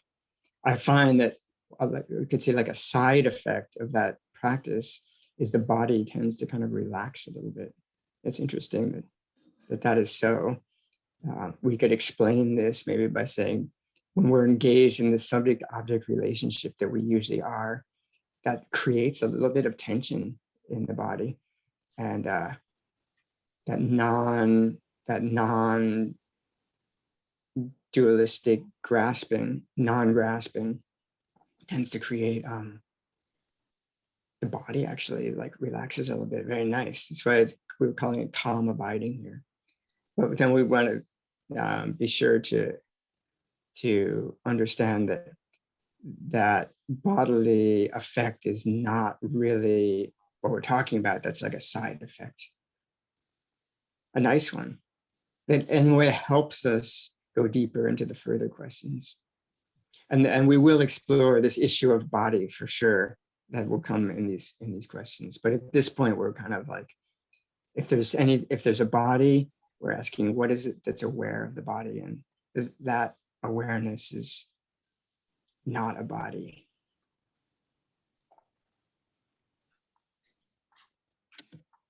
All right, thank you. Let's see, I see, is it Willa? Yes, hi. Thank you for your offering today. So the only way that I can kind of understand the non-duality is when I say like nature spirits. They say plants and things like that come into form for us because we would be confused in an unfixed world.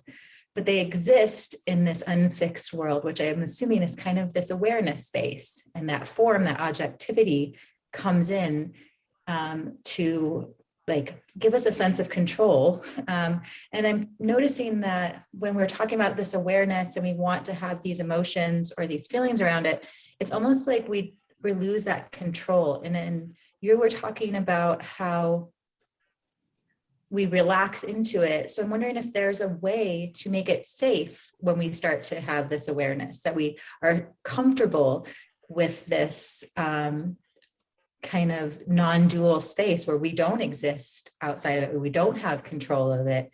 I'm assuming it's just practice and relaxing into it.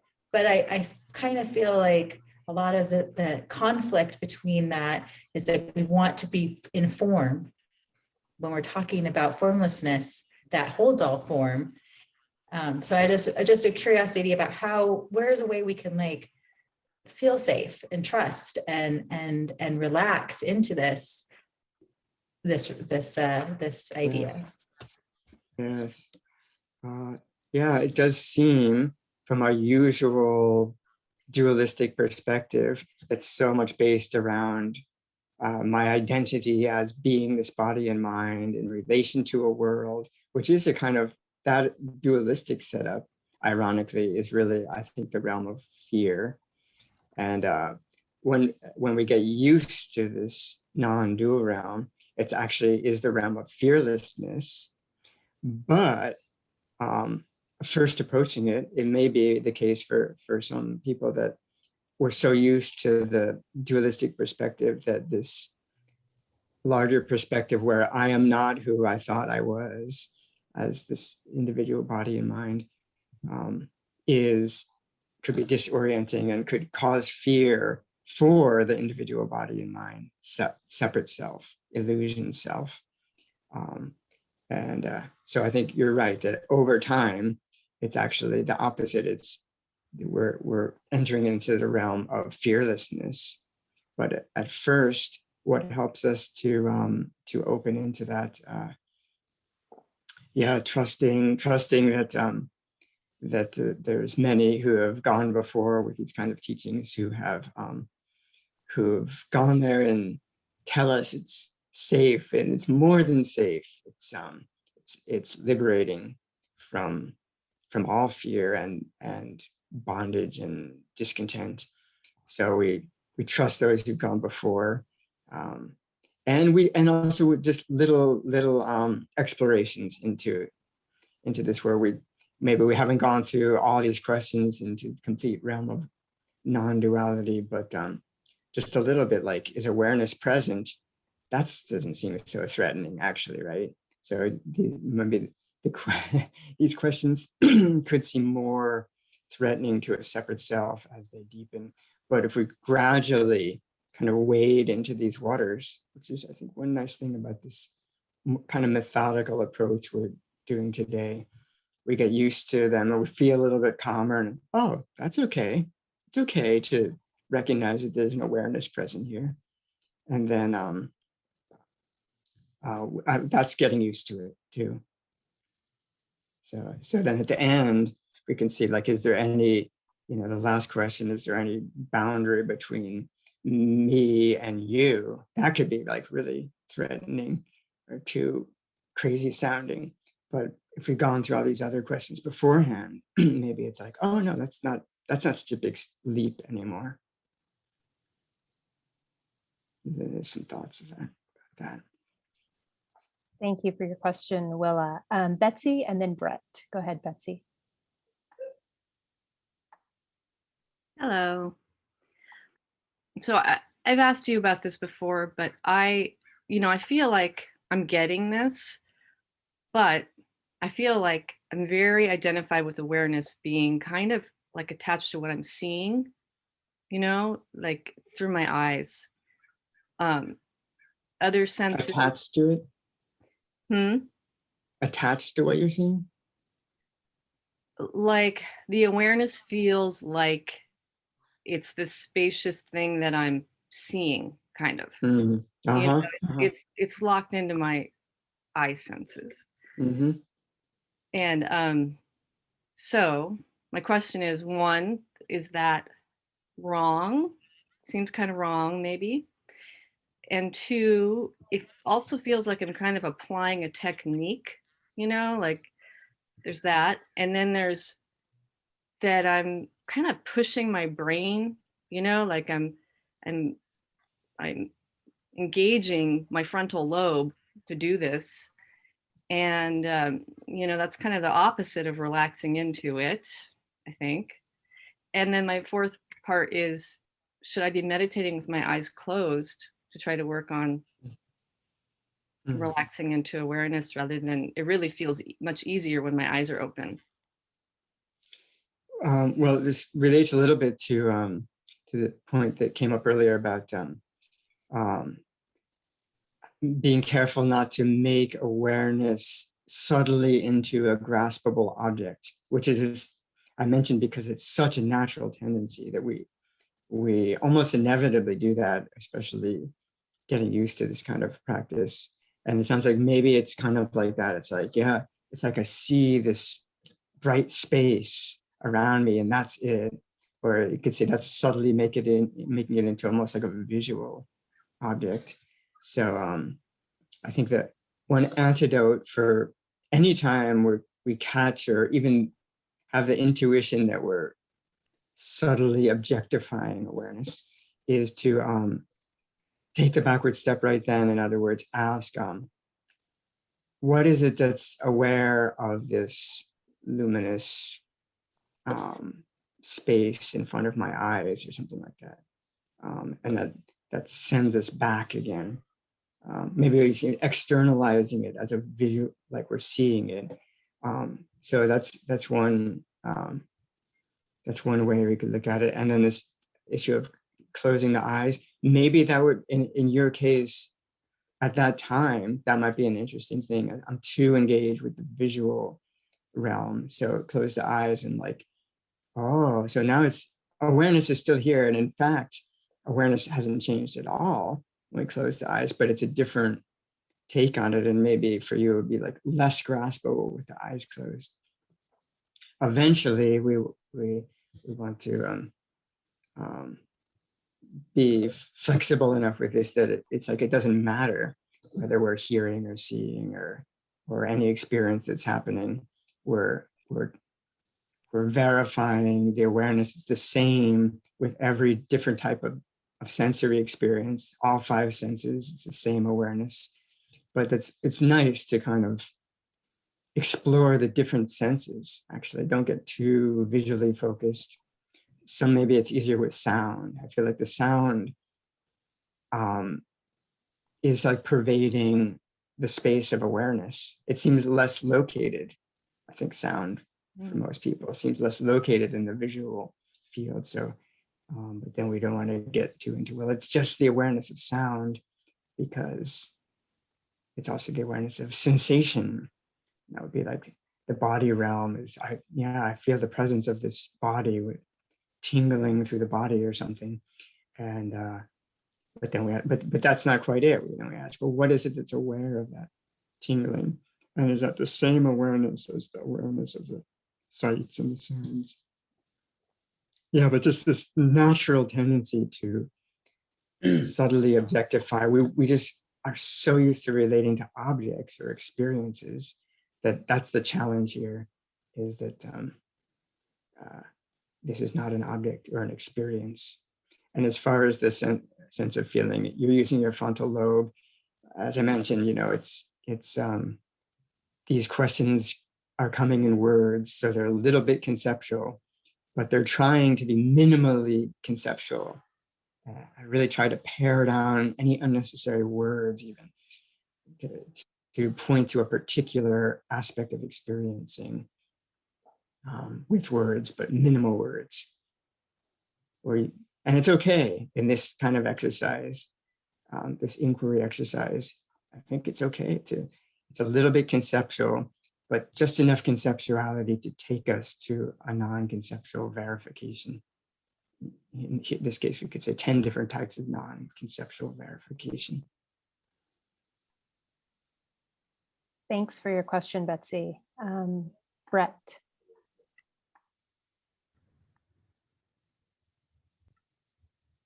Thanks, Kokyo. I'm trying to understand this backward step, or turning the light around experience. And another experience that comes to my mind is this experience of like that we commonly refer to as like suddenly becoming self-conscious, like if you're playing an instrument, and that experience of and I'm just wondering if you could compare and contrast, this idea of consciously turning the light around, or the backward step to that kind of an experience. Yeah.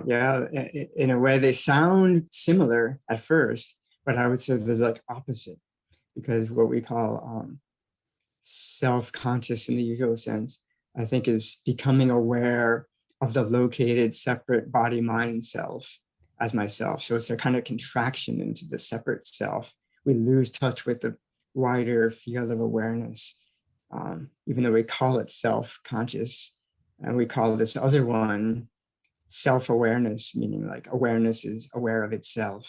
So they have similar names, but very, very different. Does that make sense? Mm-hmm. Yeah. Like it's like the direction of self-conscious, we're kind of like, as I mentioned earlier, the sense of the subject, the body-mind subject, limited, separate self, illusory self. is a kind of another object. It's another experience. So self-conscious is we're like contracting into this particular experience of being, being this limited self over here. And often self-conscious is often in the context of relationship with others. All the others are seeing me in a way I don't want to be seen or something. So it's very dualistic. And one thing that we could practice if we feel that catch ourselves in a self-conscious moment is again ask that question: what is it that's aware of this self-consciousness? And that is the backward step. That question, if we really follow the questions sincerely, then it opens us into that bigger space. Oh, there's just an awareness of this contracted little person over here. And that awareness is fine with whatever's happening. Thank you. You're welcome.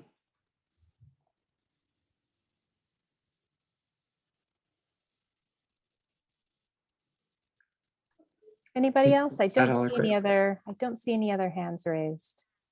Miss anybody? But let's continue then.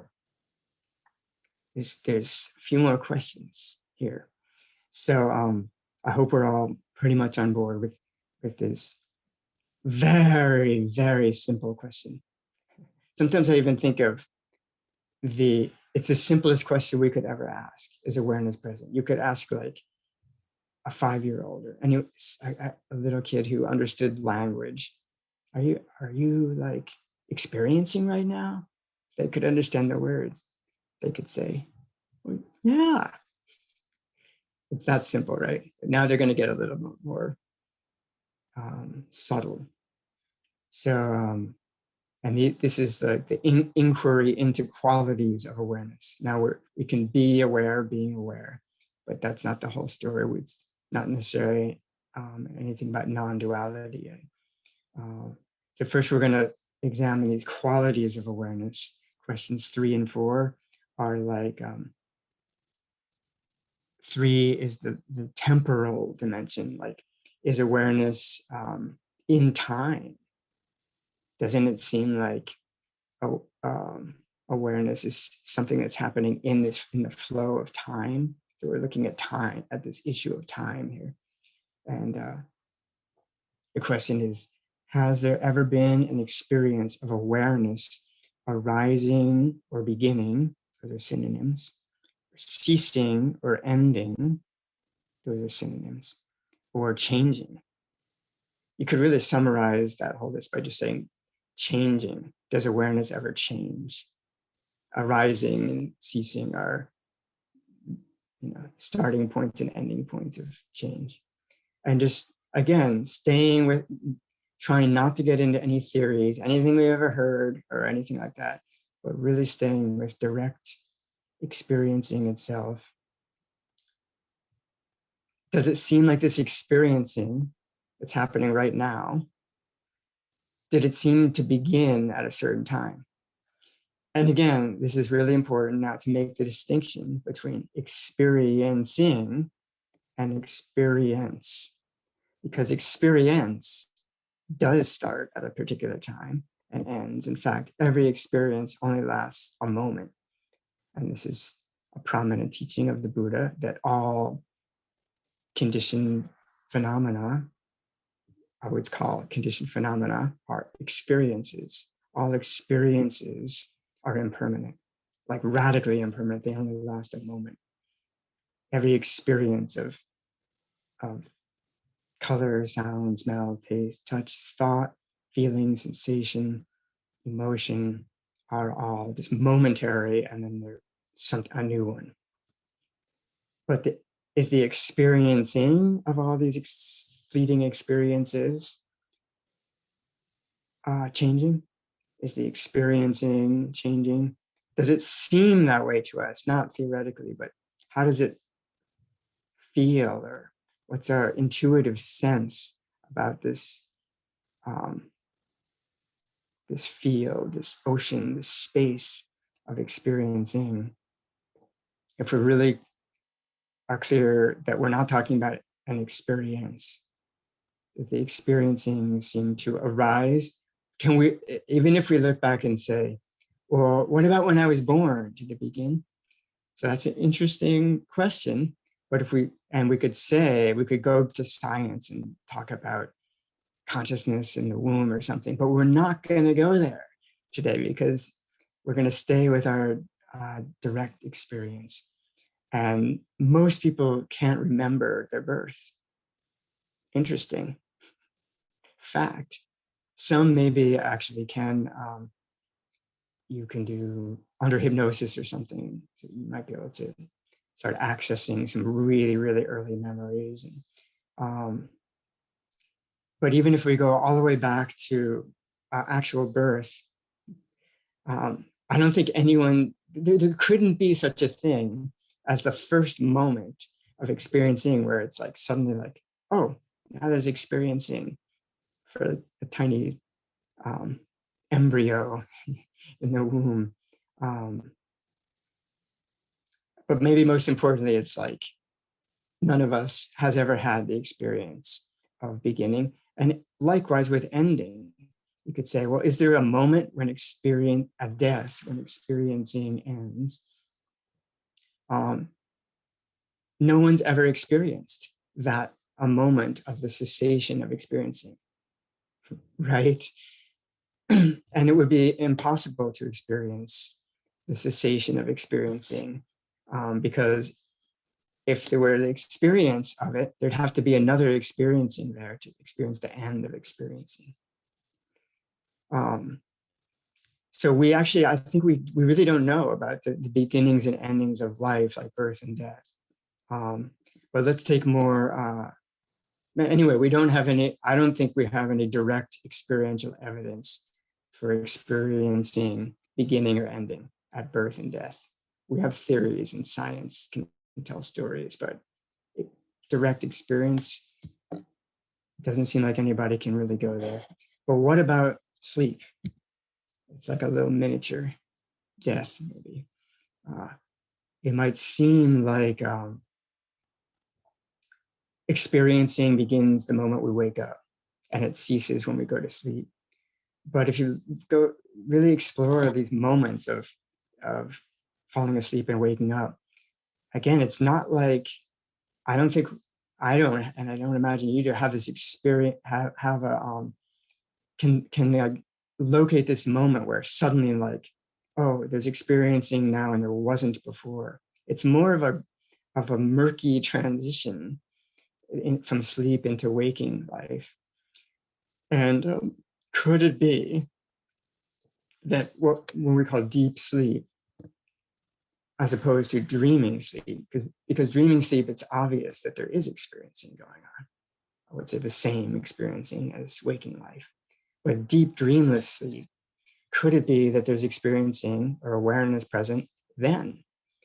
But there's no objects, because there's no sensory objects, because it's this amazing thing called sleep, is this the five senses pretty much all like are kind of turned off when we sleep. At least turned way down, maybe not off completely, but so much so that it's like there's no duality, which is created by the five senses, or six senses if we talk about the thinking mind. All of those are not operating in deep dreamless sleep. So it's as if there's no experiencing happening. But what if there's just the same awareness is present, but because there's no objects, there's no sense of duality, and therefore no sense of time passing. Well, we might say, well, what would make us think that awareness is present when we're in deep sleep? I think a little clue that shows us something is that we set the alarm to wake up from sleep. And that sound, that sensory sound, somehow like enters into the deep sleep state.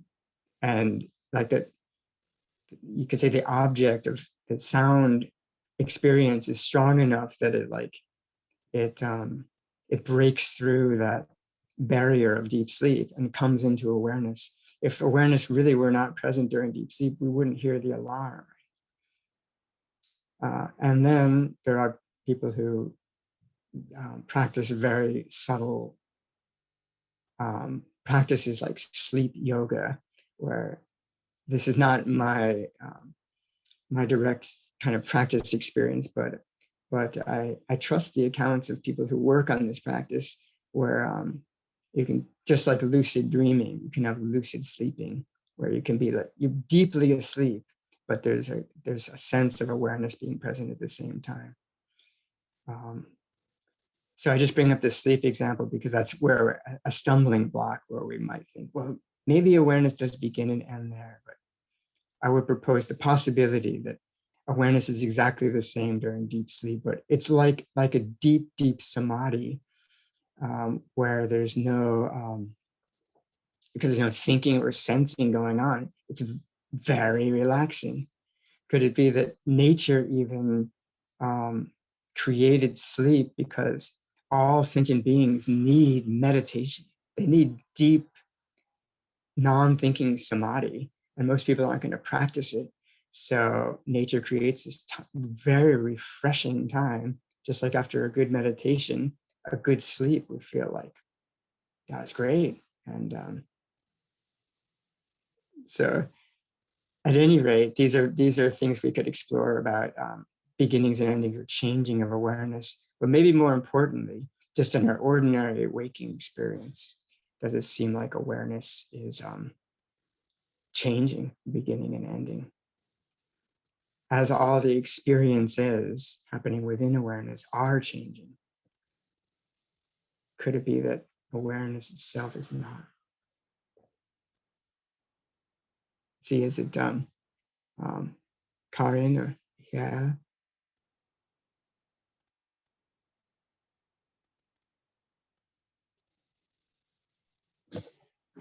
Yeah, thank you. Yeah, I mean, when you said, is there a change in awareness, the first thing that came to my mind was actually deep sleep. Mm-hmm. That feels like, well, it feels like there's no awareness of it.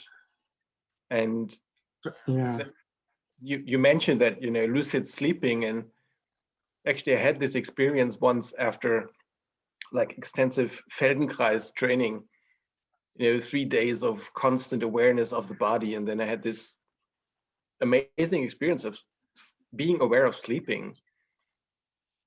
But that's an exception. I mean, that was really exceptional. It doesn't usually happen. Yet yeah, I think that's really a good feels example. Yet it usually 99% of my sleep doesn't feel like that. It's like blank, black, nothing. Yeah. Like you say, it feels like there's no awareness present because we're so used to awareness being totally intertwined with objects. We're so used to awareness being dualistic consciousness, meaning like a subject relating to objects. That's most of us, that's our dominant experience of awareness. So sleep is not like that. The subject and object thing is not really operating. So we think that then there's no awareness, but maybe that's not the case. So I mean, there's other things we could say about like when we can decide before we go to sleep that, like, if we don't have an alarm clock, sometimes people say, I have to wake up at 4 o'clock to catch this plane flight, and I don't have an alarm, so I'm just going to make a really strong intention to wake up at 4 o'clock. And sometimes we can do it, right? It actually happens that way. Or sometimes I'll actually, if I'm always used to getting up at the same time, sometimes I'll wake up like 1 minute before the alarm, like many days in a row. And that's, it's not necessarily direct evidence, but it's kind of implying that there's some very subtle form of awareness. You could say it's exactly the same awareness as now, which is subtle, but it's subtle expression of awareness, meaning it's not the usual clunky dualistic one. Yeah, thanks for mentioning that. I think my idea of awareness is always related of being aware of something. Yes, yes, yeah, exactly. So that's what, in this exploration, we really have to, we're not discounting that one, but we're saying, we're getting into this realm of, can there be awareness not of anything? And that's what we're calling both deep sleep and non-dual awareness. They're similar in that way. Thank you very Bunkai. much. All right, Bunkai.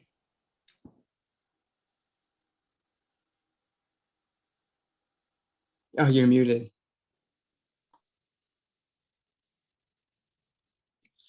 With your answer to the deep sleep question, but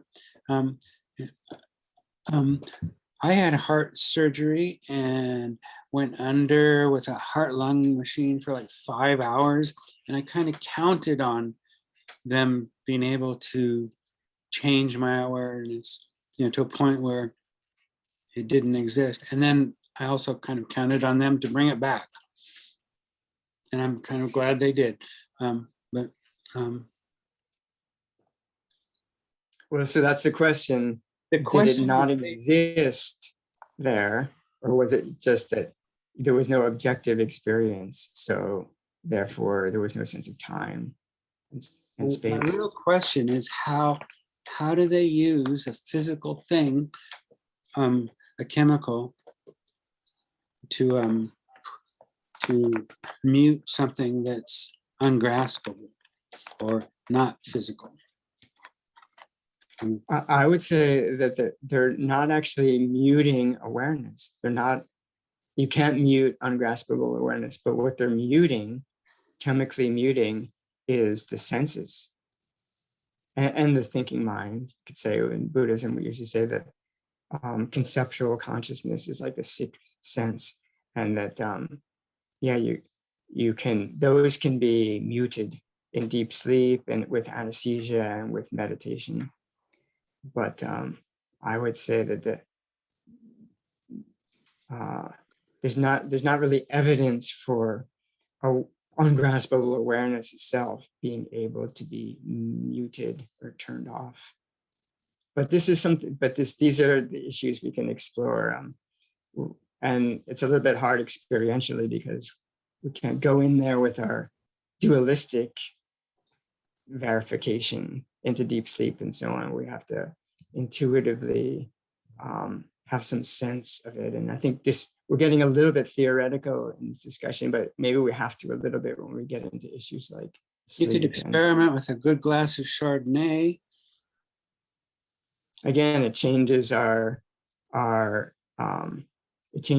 dualistic consciousness, it changes our sensory experience. But here could it be that this awareness that we're talking about is very ordinary, completely ungraspable present awareness is immutable, it can't be affected by any chemicals or yogas or meditations or sleep or even death. That's where we really take it far.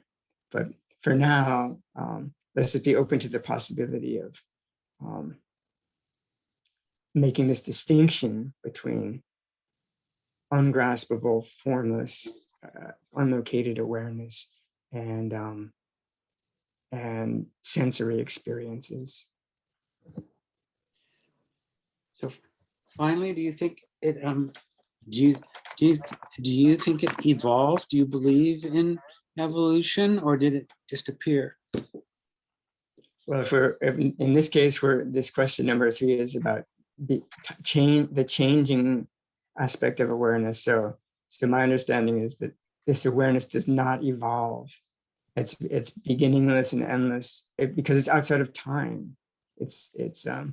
But there is evolution of I would say consciousness, in the terms of, remember, consciousness I'm using for the more like conventional dualistic individual mind of a person, that both an individual person's mind can evolve and, across species, understanding and development of mental faculties that I think for sure all evolves. But this is like, here we're talking again, making these distinctions. We're talking about the unevolving, unchanging awareness itself. Parenthetically, also in the Buddhist tradition, just in case I forget to mention, I would understand that this is what we call Buddha nature, which didn't begin, doesn't end, can't be destroyed or created, and doesn't evolve.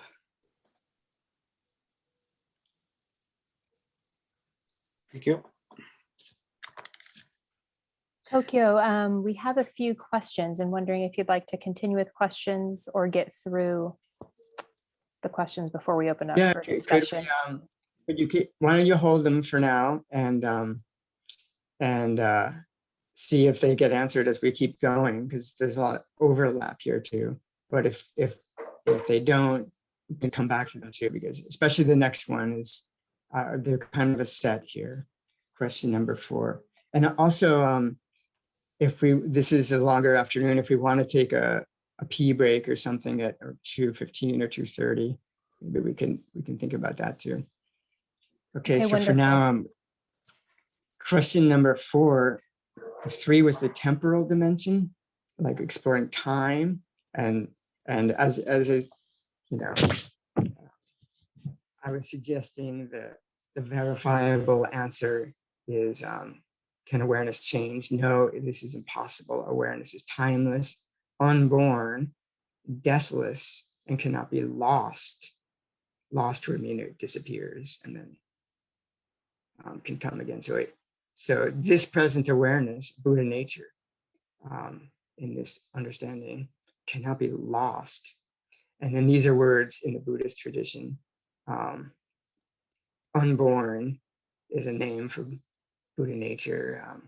Bankei Zenji was particularly into this term. Looking at what we're talking about right here, is our Buddha nature is unborn, and the Buddha Shakyamuni himself called it the deathless. Sometimes he would use the term the deathless. So those are just showing terms in the tradition referring to this. So the next question 4 is the spatial dimension. If we see that awareness is timeless, is it also locationless, or where would it be in terms of space, spatial dimensionality? So the question is, does this awareness have any location, edges, or center? Location actually covers edges and center, but they're a little more specific. And the answer here, no, it's boundless like space. I think edges are a little bit easier to investigate than center experientially.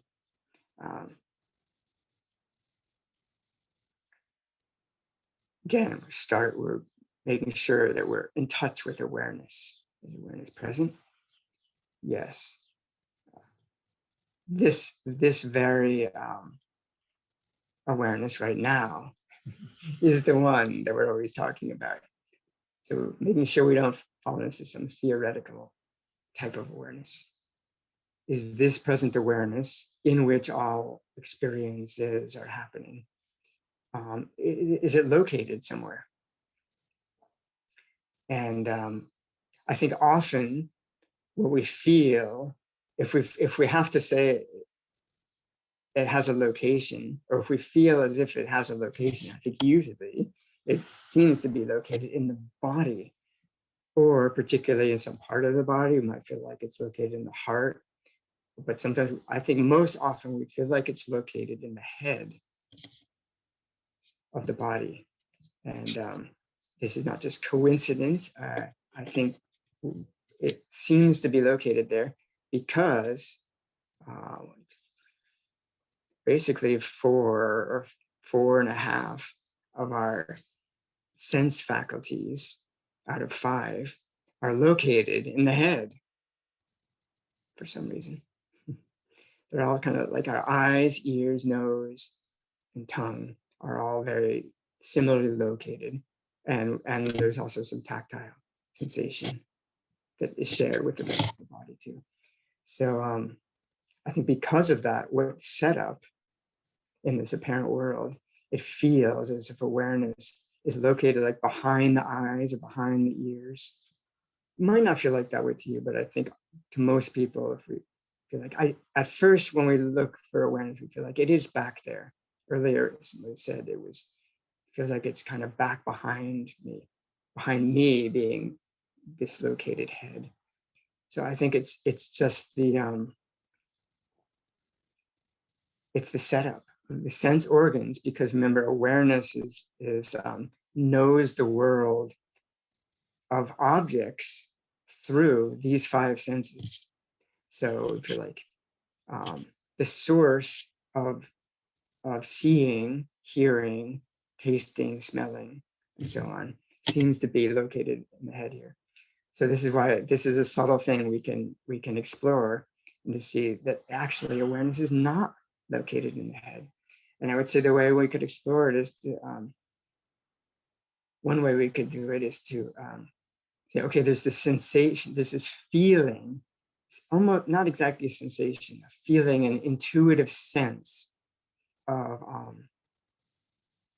locatedness in the head.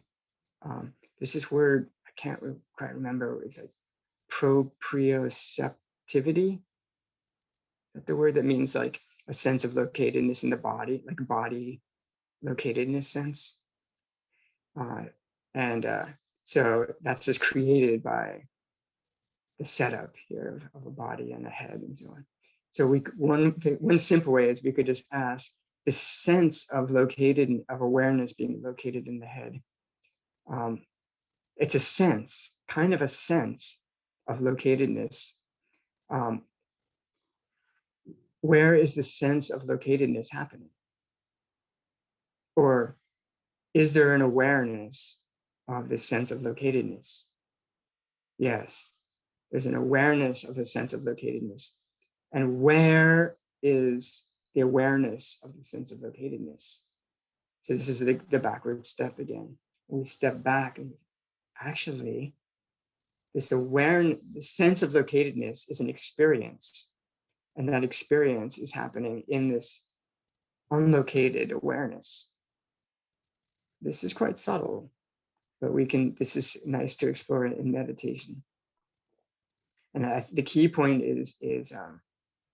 is clarifying that the sense of locatedness, talking about of awareness, the sense of locatedness of awareness being like in the head or somewhere in the body, or even permeating this body, whole body.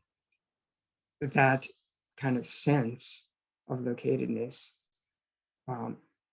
is an experience happening within unlocated experiencing. We can explore that and feel the sense of largeness. And again, the sense of experiencing doesn't go away. There's still a sense of embodiedness, locatedness, but there's something bigger called experiencing in which that's happening. And we might also feel like that's kind of around the sense of centered. Does awareness have a center? We feel like, yeah, the center is in the body or the head. So that experience of center is not located, is happening in an uncentered and unlocated awareness. And likewise, does it have any boundaries or edges? We might feel like that's the outer dimensions of awareness. We might feel like it ends, I'm looking around the room and I feel like my awareness ends at the walls of the room and stops there. But again, we can see that's just a visual experience of the room. But so you can see, I can't see through the wall to what's beyond the wall, but the experiencing that includes the vision of this room, that experiencing of the physical room is not actually like located, or it doesn't have any boundaries or edges.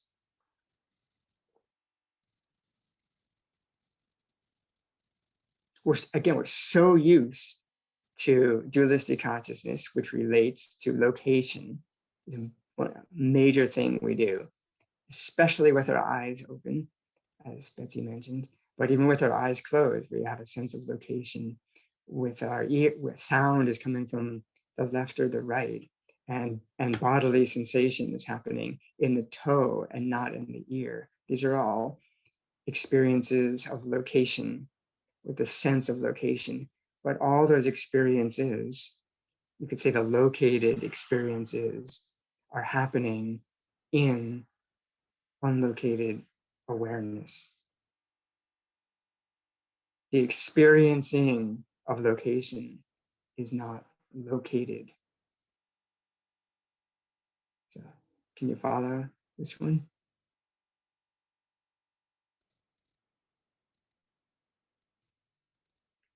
This is, we can spend quite a bit of time, right, with any of these questions. And I think these first 4 questions are great to spend a lot of time with.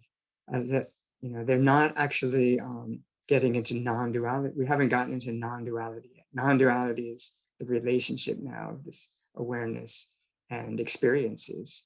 This is just clarifying how awareness itself, which is not an experience, is present.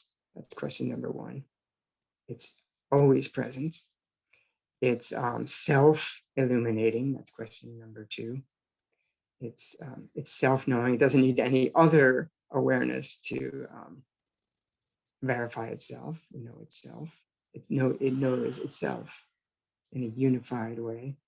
And it doesn't seem to be changing, which means it has no beginning or ending. It's very strange. There's no other experiences like this, right? Every experience has a beginning or end, but this is not an experience. It's unchanging awareness, and it's unlocated awareness. Or another way to say that is boundless. It's timeless and boundless, or we could even say it's eternal and all-pervading. Timeless and boundless are the kind of maybe a little safer terms, because they're just saying they're negatives, right? It has no time and it has no boundaries. But if we say it in positive terms, it's eternal and it's all pervading. Means there's no place that it's not, where it itself has no place. It sounded kind of like cosmic or kind of like amazing. But remember, what we're talking about here is just this ordinary, completely ordinary awareness that we're all sharing right now.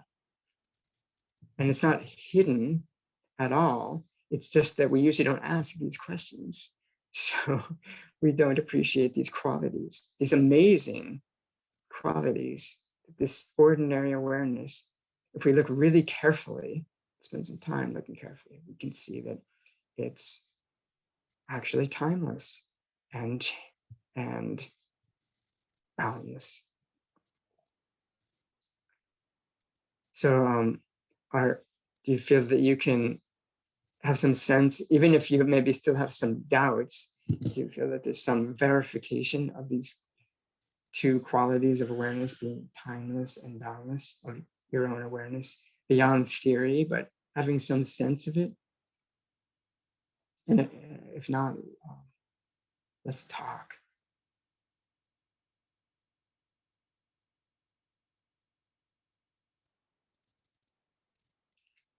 Okay.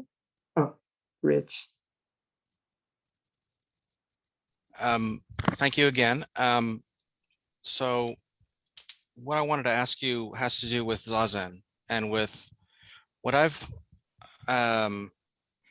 been trained to think about is thinking about non-attachment in terms of non-clinging and non-aversion. And it seems like this is the point at which that's relevant, like, because when involved in non-clinging and non-attachment, I just notice things that change, And I'm like, I'm not trying to grasp them. I'm not trying to push them away. They're just happening. It's happening, changing. These things are changing. But behind that change, if I sit there long enough, I notice that there's something that's not changing. It's the awareness that's watching this change going on. And that my sense of what the practice is about is a kind of renunciation of attachment to the changing conditional stuff, the scenery, as I've heard it's called. Is that right? I mean, are we talking about that same kind of process of like? That's a great point and this, we're getting into the soteriological dimension, which is the liberative aspect of this kind of practice, because grasping and aversion is kind of the definition of suffering in the Buddhist tradition, discontent. So, but I would put it more like in the practice we're talking about now, rather than renunciation of grasping and aversion, and then from that we start to open to this awareness. We could frame it that way or practice it that way, but in this case, it's more like opening to this awareness itself as being unchanging and unlocated. And then in that verification, there is no grasping and aversion. There cannot be grasping and aversion. If there is grasping and aversion, that means that we're engaged, we're attending more strongly to that experiences. And experiences are what we want more of and less of. So the experiencing is ungraspable. And when we're in, you could say at the time, it's not exactly time, right? But at the in the verification, you could say time of verification, but just say in the verification of the timelessness and boundlessness of awareness, grasping at experiences is impossible. It's like disabled at that moment. It can't function in that way. So that's kind of like this one simple practice covers a lot of ground. So you already discovered one of the main purposes of this here is that and I think that's why even at the very beginning we start to feel more relaxed in the verification. The body is more relaxed because when the mind is grasping, that usually the body is holding more tension too. So yes, exactly. But we can also, like, if we feel like I'm totally caught up in lots of grasping and aversion, so forget about these subtle questions. I'm, just like, give me the ice cream or something. And then we could say, sometimes then it might be like, we practice the renunciation. We just, okay, just like, let's just calm down. Like, I don't need the ice cream right now. I'm just doing zazen. It's not the time for ice cream. So then that's kind of an intentional renunciation. It helps us settle a little bit. And then from that, like, presence and less caught up in things, then we can, like, now what was that question again? Oh yeah, is this awareness changing? Oh no, now I can see it more clearly because I was so obsessed with the ice cream that I couldn't even ask the question. So I think that's another way, a direction, is you start with the intentional renunciation. But I think the Zen kind of sudden approach is it like goes right to like the heart of reality, and then everything else is taken care of within that. Some might say it's a little riskier, but if we really do it completely, maybe it's safer because the letting go is natural instead of contrived. Okay, thank you for explaining that. That's a good point about that last point about the difference in the way Zen approaches this letting go. Mm-hmm. Traditional Zen, I think it's more this way. Not always taught. Mm-hmm. Thank you very much. You're welcome. Yeah, Shar. If if my experiencing is all pervading and not located, and everyone else's experiencing is also all pervading and not located, is our experiencing and awareness actually all the same? Or Yeah. I think Yeah. you understand my confusion. You just jumped ahead to question and answer number 10. Oh, kind of okay. I can wait then. Yeah. I hope we'll get to it. Okay. But basically, yes. I mean, that's that's such a radical point that I kind of put it last on the list. It's saying that we actually like share this one awareness. And even within Buddhism, that starts to sound strange sometimes. But staying with our direct experience.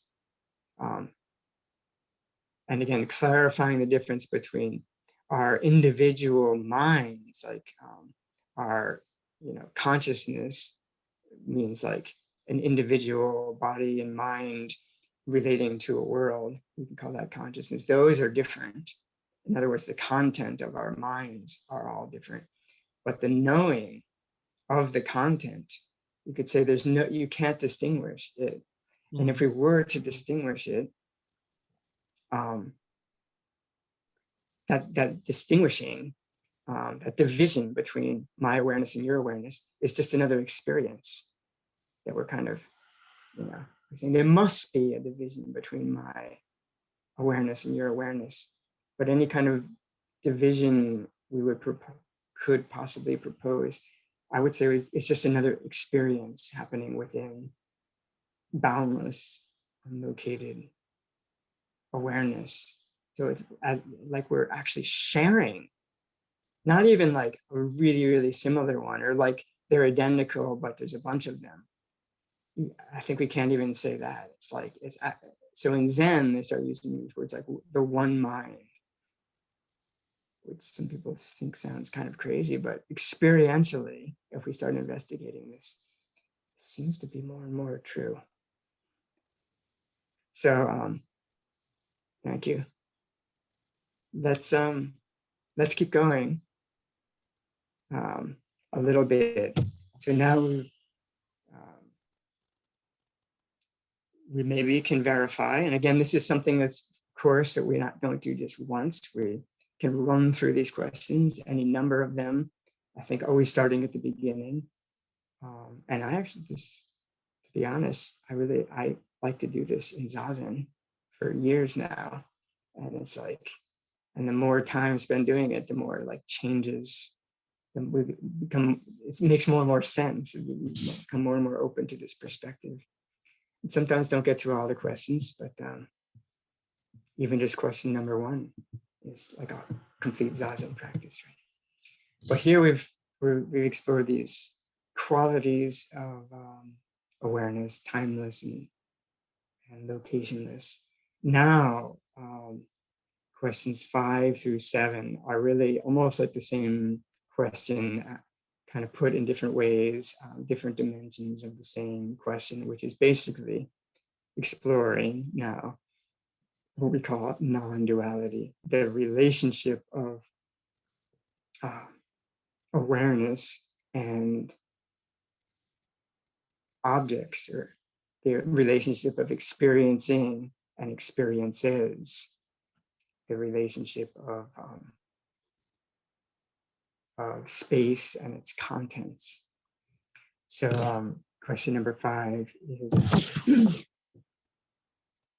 if awareness or experiencing has no boundaries or edges, and hopefully this has been confirmed in a previous question, can awareness, touch or meet any object or experience?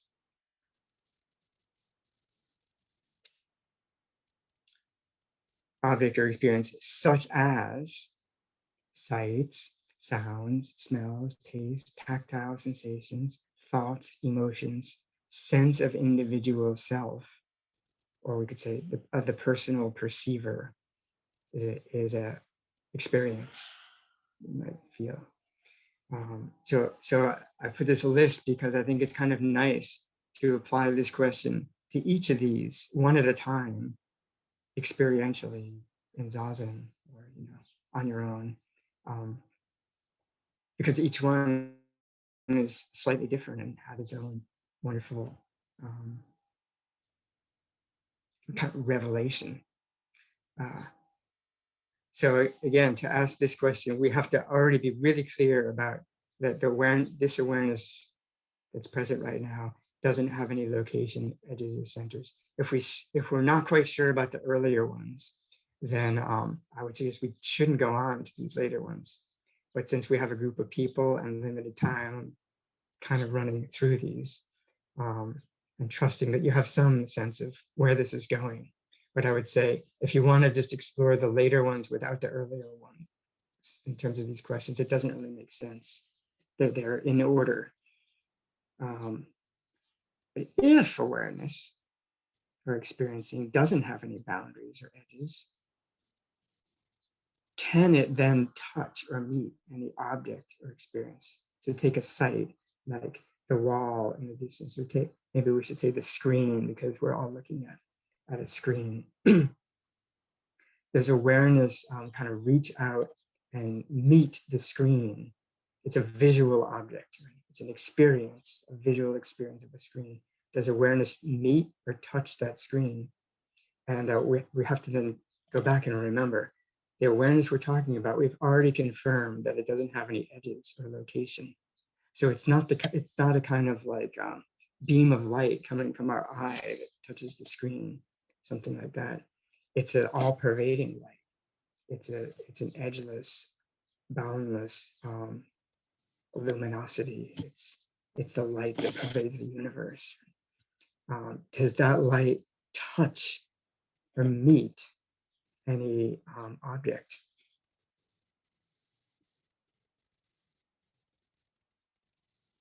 We can come to see that that would be impossible, because the place of touching or meeting would be an edge of awareness that would define the edge or boundary. It would stop. Awareness would stop at the screen. It would go out and meet the screen, and there would be a contact point there. And incidentally, this is actually how early Buddhism was taught by the Buddha. It's like and in this presentation of early Buddhism, it's all about dualistic consciousness.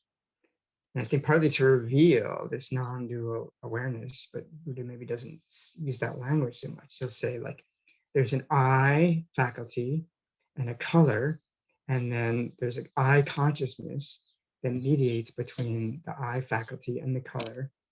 And the three of them contact, sparsha in Sanskrit. It's part of the 12-fold chain of causation. It's contact of sense faculty and object. Right? So this is the description of illusory duality, actually. It's a good description of the illusion of duality. But from this non-dual perspective, that whole story is an illusion. It's the relative truth, it's conventional truth of sensory perception. That is more ultimate truth of experiencing is not divided into subjects, objects, and dualistic consciousness. So therefore, there is no contact. There's no contact. Actually, one of our Zen Chinese ancestors, Baijian, beautifully said, if you can realize that mind and objects never meet or contact each other, you'll be set free on the spot. I think he's referring to this. That what we usually think of as this meeting or contact, if you see that there is no such thing as contact, that is liberation. Or another way that Hongzhi poetically speaks of Zazen is knowing without touching things. Here we're talking about knowing or awareness. It's the Chinese character that translates jnana or non-dual awareness. That kind of knowing without touching things. This kind of knowing can't touch can't meet because it's all inclusive. It's this is the realm of, there's no relationship in this realm. It's a realm of unity. Relationship is always something or someone meeting another something or someone. This is a realm of, there's nothing ever meets because it's this one unified space that appears as subjects and objects. Another way to ask the question, the second part of number 5 here, is how far away from awareness are these objects? Like color and sight and so on. I think that's a nice experiential way to ask. Okay, we're in touch with awareness is unlocated, like space. This ordinary awareness is like this. Now we're looking at the computer screen. How far away from awareness is that screen? And we might say, well, it's 1.5 feet, but that we're talking about the eye. The eye faculty is 1.5 feet from the screen. But here we're talking not about the eye faculty, or that the eye is the location of awareness. We're talking about unlocated awareness. How far away from that is the screen? We see that there's no distance at all, right? The question doesn't even make sense. There's no distance. So I think that's another way to explore this is in unlocated awareness, what is distance? What do you take out a yardstick and start measuring things? All that is like a kind of like, it's appearing that way. We don't deny the appearance, but in timeless, locatedlessness of awareness, there's no distance, there's no dimensions, there's no meeting and no contact. You have a sense of this experience? We can talk about it theoretically, and it might make some sense, but and that's valuable, I think, too. But can we warm up to a direct verification to this exploration of there's no distance and contact happening right here and now, even though we're so used to that measurable distance world. It really appears that way. But can we see like it's actually kind of an illusion from the perspective of awareness? And the key point is we have to keep not forgetting this previously confirmed point that this awareness is unlocated and no boundaries or center. You can see like if we skip that, then this doesn't really make any sense.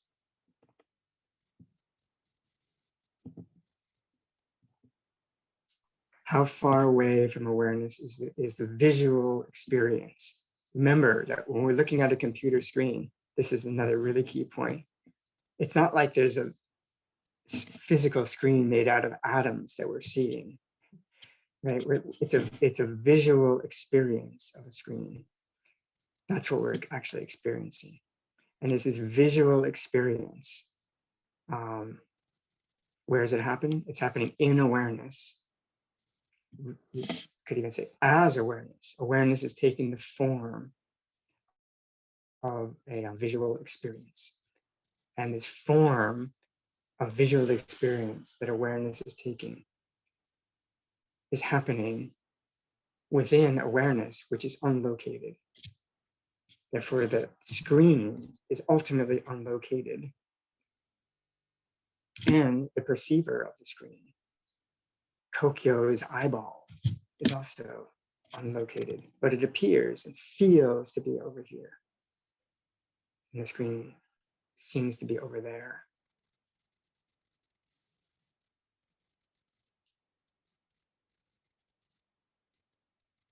another way to ask this, so it helps to like kind of put it in slightly different ways.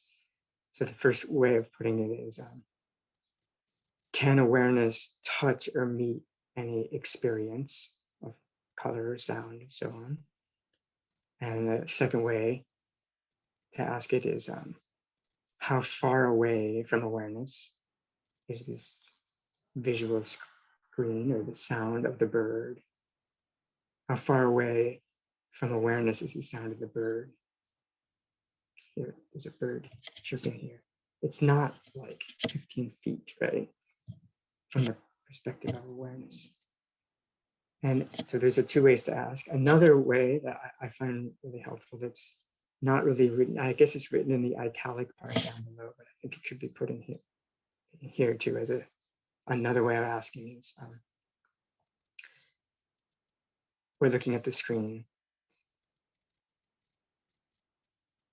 The color, the visual image of the screen is, and then so there's a knowing of the screen, we call seeing, remember, is a type of knowing. So there's this knowing of the visual object of the screen, and there's the screen, the visual object of the screen. We can talk about those two things, right? One is the knowing of the screen, and one is the screen. And then the question now is, well, is there actually an object called the screen in addition to the knowing of the screen? We usually assume that, yeah, there's knowing and then there's the screen, right? But really, this is like a naive child asking, are there two different things going on here? One called the visual object that we call the screen, and one called the knowing or seeing of the screen? Or is it actually, there's not two different things. Experientially, there's just one experiencing of the screen. So is there a visual object called the screen in addition to the knowing or seeing of the screen, experientially? I would say no, there's not. And if we say yes, there is, there must be, there is, then we would say, well then, what's the difference between the two experientially?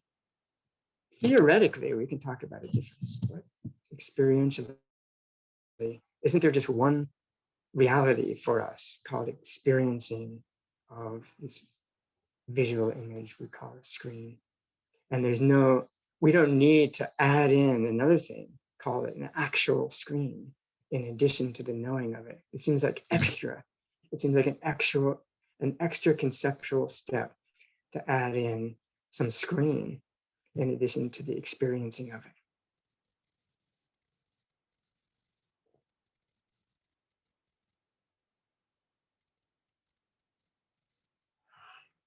So this is exploring color, visual forms, sounds. I think it's maybe even easier with sounds because they seem like already a little less sharply located than visual objects.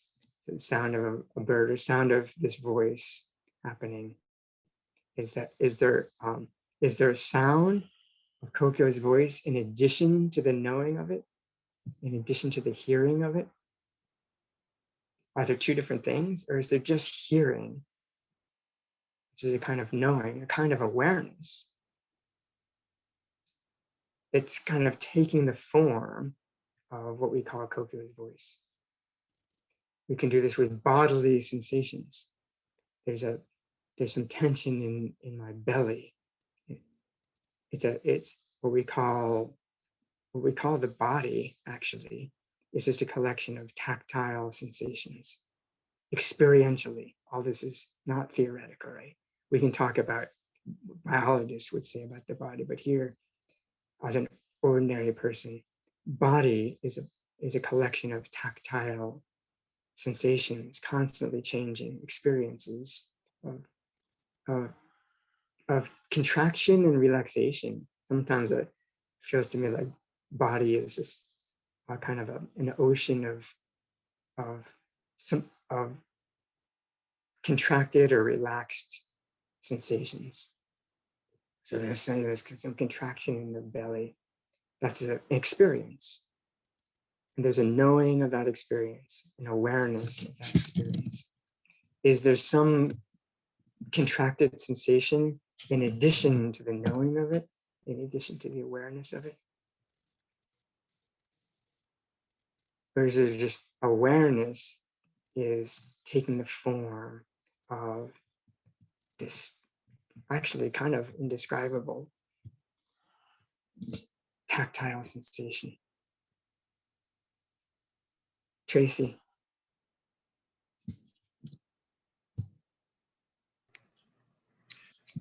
I found my blue hand going up just out of appreciation, your reminder of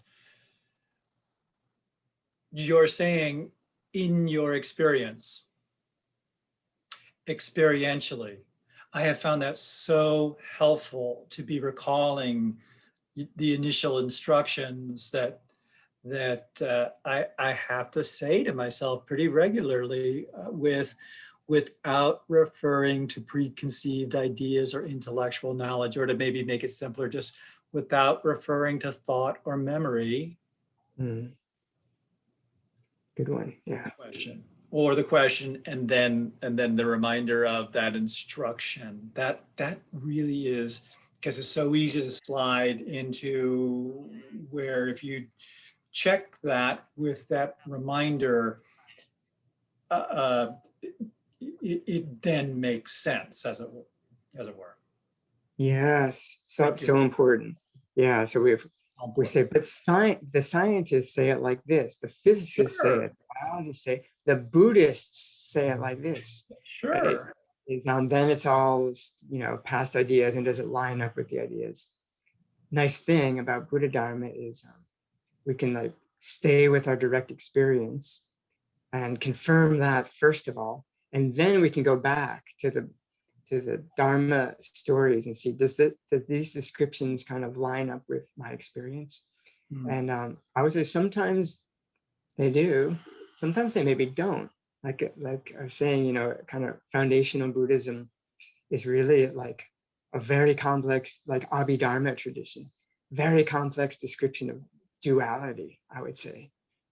And I think the reason Buddha got really into teaching dualistic experience so in such detail is by studying it very carefully. We start to see how it unravels. But then there's I think maybe more like Mahayana Dharma teachings. The emphasis starts to shift more onto non-dual experiencing and emptiness and Buddha nature, kind of building up. It's like the other side of the coin that was mostly emphasized in early Buddhism. But you're exactly right in saying how can we keep staying really naive and childlike in this exploration, like really like a fool, like an idiot. How can we like we've never heard about any of this stuff before? That's right. And to remind myself, that's what makes it more I have all the time in the world, as I do all the rest of the day, to do just, I can refer to thought and memory all day long, and that's what I pretty much do. But right now, gee, you can put that to rest for now, and that is fundamental to this speaking, to your being able to hear it. Yeah, thank you. Well, maybe this is a good time for a toilet break. Do you think we could manage like 5 minutes? As short as 5 minutes? That's a great idea. All right, I'll pause the recording and again, make sure to turn off your audio and video, and we'll see you all in 5 minutes.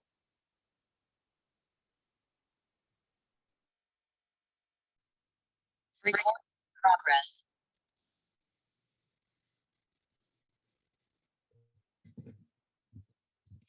Okay, I see there's a couple questions, but maybe just before I forget,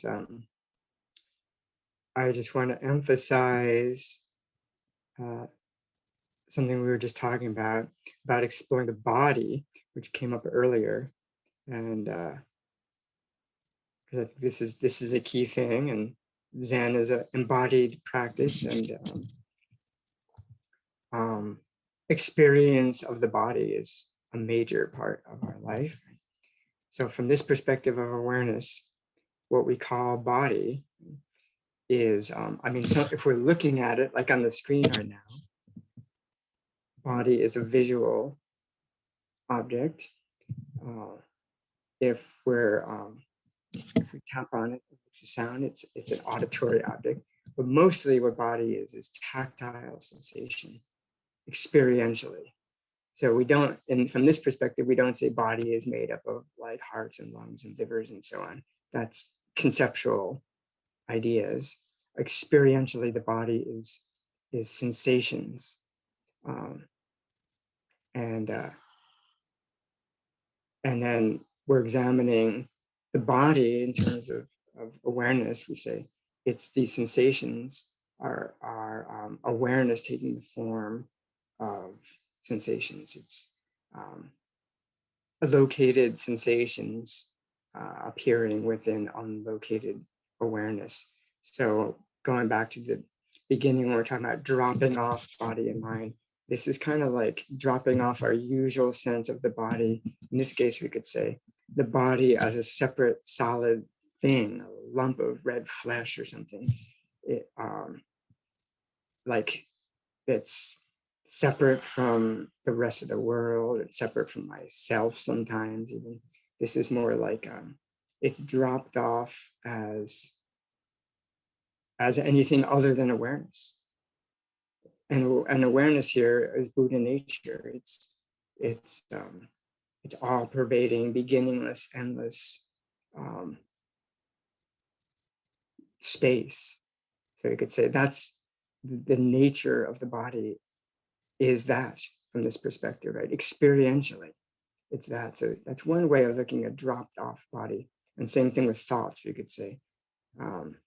Thoughts are appearing within the space of awareness.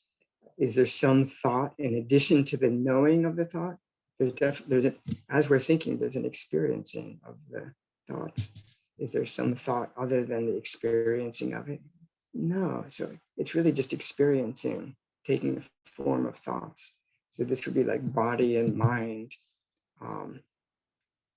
as some limited entities, like impermanent and subject to destruction. In their true nature, they are just this unborn awareness. We're looking at dropped off body and mind. Turn the light around and shine it back. Body and mind of themselves will drop off, and your original face, awareness itself, will manifest. So let's see. There's a couple questions here. V, what's your name?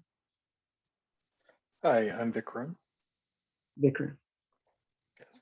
So it seems like when we start to get into the concept of non-duality, the choice of language becomes very important. And so I'm just wondering about the use of the word awareness as opposed to something like Buddha nature. Is it kind of the rationale behind using the word awareness specifically? Yeah, you're right that language is important, and we could use different words.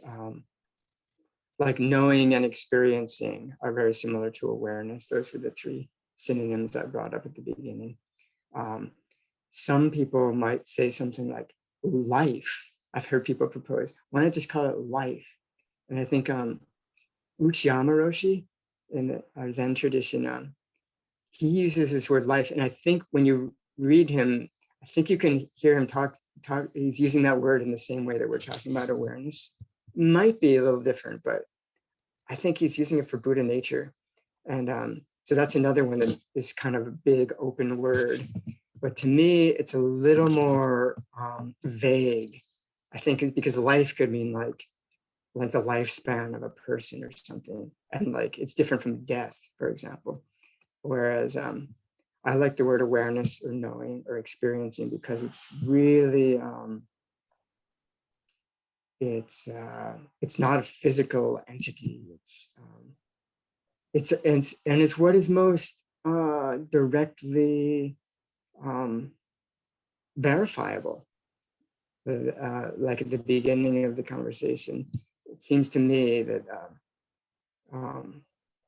all kinds of things I might not be able to verify 100%, but the fact of being aware is like, seems to be like the source or root of every other experience. And it's what is most obviously verifiable at any moment in any experience. Awareness is present. So that's why I like it as a word. What do you feel? Do you have some other words that you would propose? No, nothing comes to mind, but I was just curious. I mean, it seems like the selection of the word itself can be instructive. Yeah, for sure. Another one is presence. Yeah. I think presence is a little more vague, maybe, but it's a lot like awareness because it's, I think, experiencing, we could call it presence. And then there's these more poetic words like light. And Zen likes to use these more poetic words like radiant light. It's much more, it's less graspable. It's more poetic, or space, or original face, right? Zen uses these kind of words that aren't so descriptive, but maybe intentionally not so descriptive. Okay, thanks. Yeah. Let's see, there's another 817 question. Hi, what's your name? Oh, Binny. Good to see you. It's been a long time. You're muted. Sorry, long time no see. Yes. Yeah, you look. Are you in England? In Ireland. Ireland. Yeah. So yeah, I'm gonna wrap it up soon because I have a long day tomorrow. But I had to say something. So I also want to be a good sport, and I'll leave with a question related to what we're talking about. So we talked a lot about awareness today, and it seems like most of it viewed in a way that's its awareness could be a useful tool. But I'm wondering if you might envision any time where it might not be something that we should engage in, such as like being aware of all the distractions during Zazen, or I also find it interesting how maybe we could find a cut on our body, but we didn't feel it because we weren't aware of it. You mean, so it might be helpful to be aware of specific experiences in addition to the all-inclusive awareness? Yeah, just wondering if there's if there could ever be a situation where not being aware could be useful or beneficial. Remember, we're saying there's being aware of being aware is the kind of practice we're emphasizing today.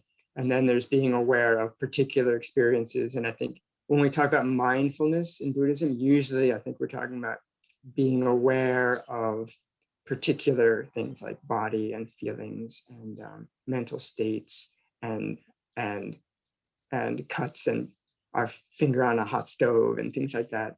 And there's value to both types of awareness.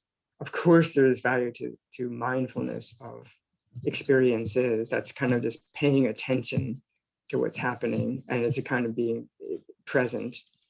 So that's very valuable. And then in addition to that, there's this kind of being aware where we're actually withdrawing a little bit from the particulars of experience. But again, we're not cutting them off. We're not ignoring them. We're just letting them recede a little bit to the background. So I think if we're being aware, and we happen to lay our hand on a hot stove, we notice it. It's not like that. It's not like that disappears. We'll notice that, and then that will come to the foreground probably. It's hot, and then we can take our hand away. So it's a kind of balance, but usually we're attending to particular experiences, and that's why this is an unusual sort of counterintuitive practice, especially when we hear in the mindfulness movement of which is all about paying attention to experiences. This might sound like, wait, it sounds like a different kind of Buddhism or something. I would say it's just a different emphasis. Great. Thanks, Charlie. Abraham and Miss Michael. Hello, I'm Abraham. I'm having trouble, I think, understanding this last one, number 5. And I guess my question is, can objects exist outside of awareness? Because in the case of the computer, I understand that when I view the computer, it's in my awareness. But then when I shift away and the computer is out of awareness, the computer is still there and it's changing, or say it's an animal, it's still there and it moves maybe. So is it existing outside of my awareness? Do things exist? I'm getting caught up here. Yeah, no, that's a good question, and it's also a nice segue into question number 6. Basically, I think as Tracy was saying earlier, the key thing here is which is so easy to forget, is that we're just really staying with our direct, verifiable experience. So in that mode, we could say when we're not looking at the computer, it doesn't exist for us. I mean, it's not there for us at that time, and that's all we're concerned about. Could there still be a computer there when we're not aware of it? That's almost like we're not so concerned with that, actually, because that's outside of our experience. And within Buddhism, there are these teachings like mind-only school, which is very similar to what we're talking about here, which is, although there's some debate about exactly what it's saying, the more I look into that tradition, the more I understand it's saying is that there really are not things outside of the consciousness of sentient beings. It's really mind only. But not so much my mind only. So if I don't see the computer, if there's any other sentient beings in the universe, even slightly aware of it, then it's appearing in within awareness, just not Kokyo's awareness. But these are the kind of questions that have start to naturally arise from this kind of exploration. It's a very experiential exploration. So we're putting aside things like if a tree falls in the forest and there's no one there to hear it, does it make a sound? We're kind of saying it's almost like irrelevant, because we're just talking about our experience. We're talking about what we can verify experientially. So question number 6 here is kind of like you're asking, if awareness is boundless and does not meet objects, which is confirmed in number 5, are objects outside or apart from it? We could even say, can there be objects outside or apart from it? It's a little theoretical, but we could say for us experientially, are there objects outside of awareness or apart from awareness, outside of knowing, apart from knowing of them? And the answer is no. So yeah, that's the gist here, is that and I think from the start Buddha Dharma has always been about direct personal experience. And of course, philosophical theories start creeping in there too. And there's, over the many centuries, but I think it's always tries to keep coming back to direct personal experience. And then, so, and understanding how experience works. So experientially, for each of us, there are no objects apart from or outside of awareness, right? This is the implications of that there's no edges or boundaries to awareness. Literally, if there's no edges or boundaries, that is the same thing as saying there's nothing outside of, right? If there's an edge or boundary to something, that means there must be something outside of it. And if there's no edge or boundary, that means there can't be anything outside of it. Can you follow that? Kind of different ways of saying the same thing. Everything that's experienced for each of us is nothing but awareness. And we looked at sights, sounds. We didn't look at smells and tastes so much because we're not eating something right now. But that's sensations, bodily sensations. I think in Zazen, the main ones are like physical sensations and sounds. A little bit if we can open our eyes and look at the wall, but those are the main senses to explore when we're sitting still, is sound and sensation. But then another one, and thoughts. Thoughts are objects of mind also.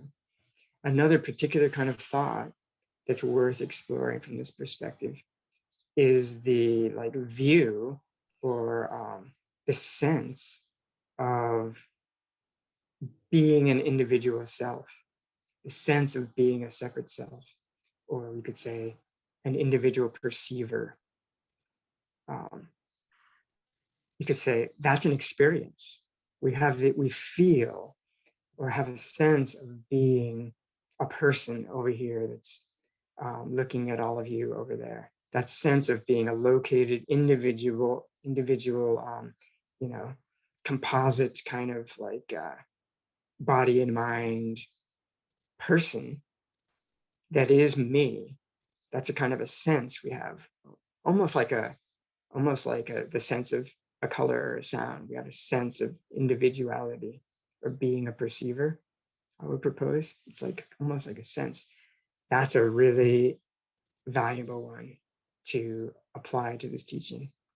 And remember, the teaching is this sense of being an individual person. It might be a little bit of thought mixed with a little bit of sensation, mixed with a little bit of belief, and a little bit vague maybe too. But we do have the sense of being an individual person, the sense of being a separate self, and we suffer because of it. Right? So we can explore that with these questions. If awareness has no boundaries, can it meet that sense of being a separate self? Or how far away from awareness is that sense of being a separate self? That's question number 5. And question 6 is, if awareness is balanced and does not meet the sense of being an embodied perceiver, is that sense of being the embodied perceiver, is that outside of awareness? No, that's just actually appearing within awareness too.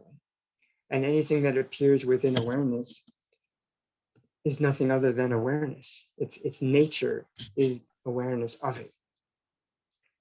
So this is quite interesting. I think I'm Kokyo as a separate person, and the world either likes me or doesn't like me, and I'm trying to be a success in this world, and I was born at a certain time and I'm going to die, and I don't like that fact, and I don't like when I get sick, and I don't like this and that, but I like that. All that stuff that's built around this individual perceiver I call I. All that is just another experience or set of experiences happening in this boundless, timeless space of sort of neutral awareness, unborn awareness. In other words, the nature of the born person is unborn awareness. The nature of the dying person is deathless, unchanging awareness. The nature of the changing person is unchanging knowing. So I think that's a little more complex sounding than a color or a sound, but that sense of being an individual, we can explore in relationship to this awareness and see that the person is non-dual with awareness. The person is this awareness, and the awareness is unborn and undying. Might sound a little theoretical, but see, we can explore this experientially. Let's see, Karen, Yuki. Well, it seemed to me what you were just saying was sort of implying that awareness and the universe are synonymous, you know, that the universe is aware. Is that what, did you mean to say that, or is that just? I don't know if I meant to, but I'd like to. Okay. Say, yeah, exactly.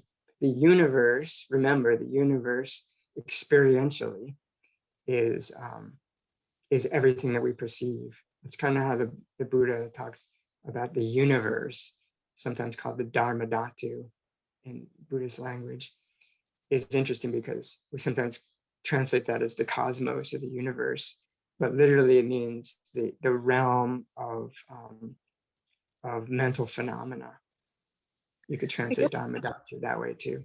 So experientially, the universe is like all possible colors, sounds, smells, tastes, sensations, thoughts, emotions, and experience, all kinds of experiences. There's no universe other than experiencing of it.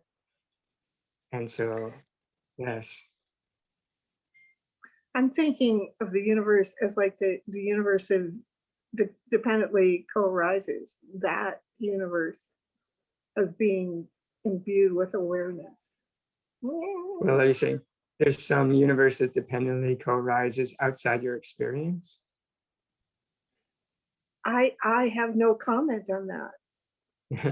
Like we could sometimes, I think this is a good point. Sometimes we talk about dependent arising as like, well, there's a seed that gives rise to a tree because of the rain, and then an animal eats the seed, and this kind of like interdependence of nature and so on.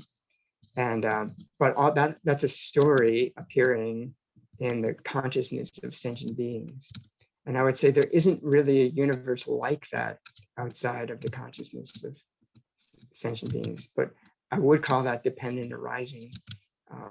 But there's not, but if one were to ask, could there be dependent arising without any sentience? Like dependent arising of rocks wearing down because of rain and so on? I would say no, not definitely not experientially, because you need some experience. But yeah, it's like we don't know. Everything is filtered. The physical world is all filtered through sentient experience of awareness. There's no way around that. So we could theorize on what there might be without awareness, but it's nothing but theory in the mind of sentient beings.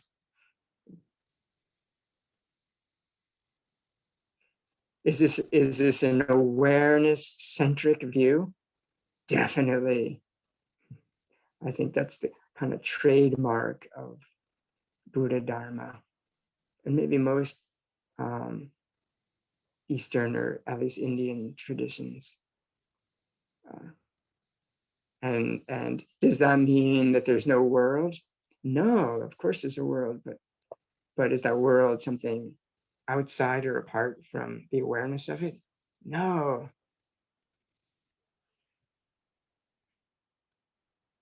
Could there be, was there a planet of rocks and mountains, just like it looks to us like not right now? before the first life arose on the planet? I don't think so. Even though most scientists will tell us that story, most materialist scientists, materialism as a philosophy means like the physical world is primary and consciousness is derivative of a material world. It seems like Buddhism, even from the beginning, although you can find some sort of materialist views in early Buddhism, it evolved more and more. It seems that it got less and less materialistic as a philosophy. I mean, meaning like there cannot be a material world outside of consciousness. And very nicely, now science is starting to catch up with this too. Quantum physics is when they look more and more for some basic materiality, some material building blocks, they don't seem to be able to find them. And so I think this is an implication. Maybe just we're getting a little theoretical here, but just to put this out there in this conversation is, one might ask, can you do this whole practice that we're going through here? Can you come to the same verification as a materialist? Again, materialist means I believe that there is a material world outside of consciousness. My feeling more and more is like, I actually don't think you can do it. You can verify some of these points, but you can't get very far along this list, I think, and see the implications of it and still hold a material world apart from consciousness, because that is duality. That's the kind of one definition of basic duality, mind, matter, spirit. So yeah, I was thinking, should I even bring this up, because this can really be challenging for people. But I just added in parenthetically because I think as you go further and further into this, I think if you hold materiality, physicality that could exist apart from or outside of awareness, this whole system, and actually I think Buddha Dharma, at least Mahayana Buddha Dharma, starts to all fall apart, philosophically starts to like disintegrate. So that sometimes don't really, emphasize this, but I think it's kind of woven in there. But of course, doesn't have to be a problem for us. The so-called material physical world that we interact with is still going to keep appearing that way. We're still going to interact with it. It's just changing the emphasis to all these interactions with, and looking at atoms under microscopes. All of this is happening in awareness. And to speculate about anything outside of awareness is nothing but speculation. Maybe a radical statement. Yeah, it seems to me that if we touch everything and everything touches us, by definition, awareness is included in that. Well, remember the earlier question was number 5 was confirming that nothing ever touches us. Remember that one? Does awareness touch or meet anything? There's no touching from this bigger perspective of awareness. Nothing. There's no. Actually, we could even go further from this implication that nothing ever meets or touches in this realm of awareness. That kind of implies, as I would understand it, that from that ultimate perspective of one unchanging awareness, that dependent arising, what we call dependent arising, is actually an illusion too, because dependent arising is the realm of kind of like interaction of different things touching and meeting each other, as I understand it. So all that is kind of the illusory display of one unchanging, untouchable, indivisible presence. Because as soon as there's division then you can have touching and you can have dependent arising. But it's duality again. So we're getting a little theoretical here, but my understanding is that dependent arising is a kind of a dualistic teaching, strictly speaking. Not on that page with you, but that's fine. Yeah, it's fine. Do you want to hear a little bit why I would say that?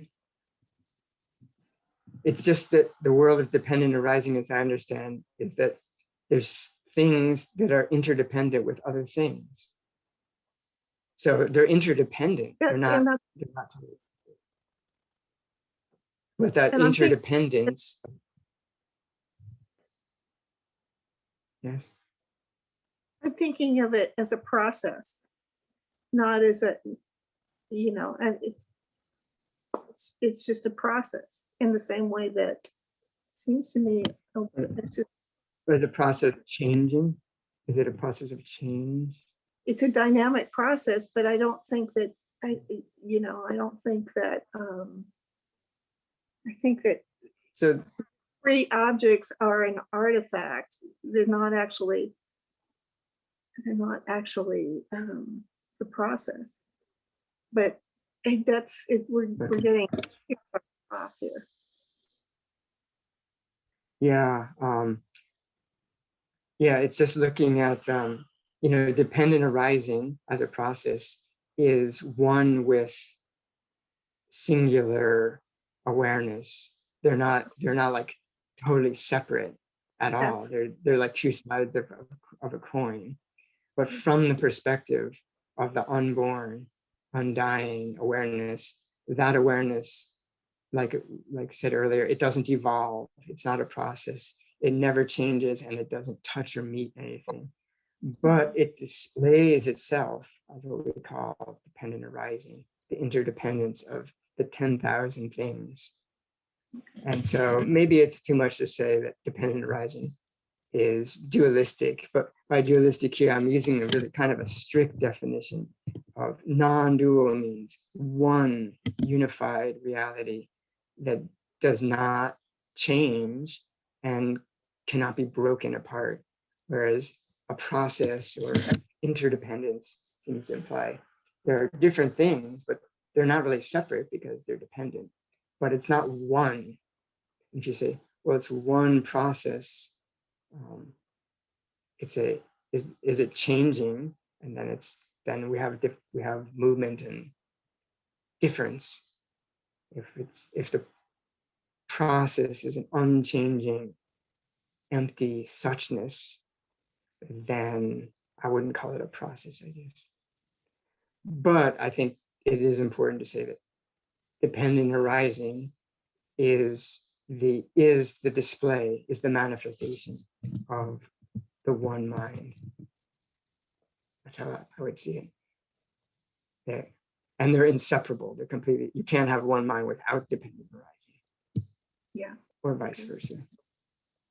Yeah. But I think sometimes people say dependent arising is the ultimate truth. But I think like Nagarjuna, for example, would say, as I understand it, it says dependent arising is a conventional truth.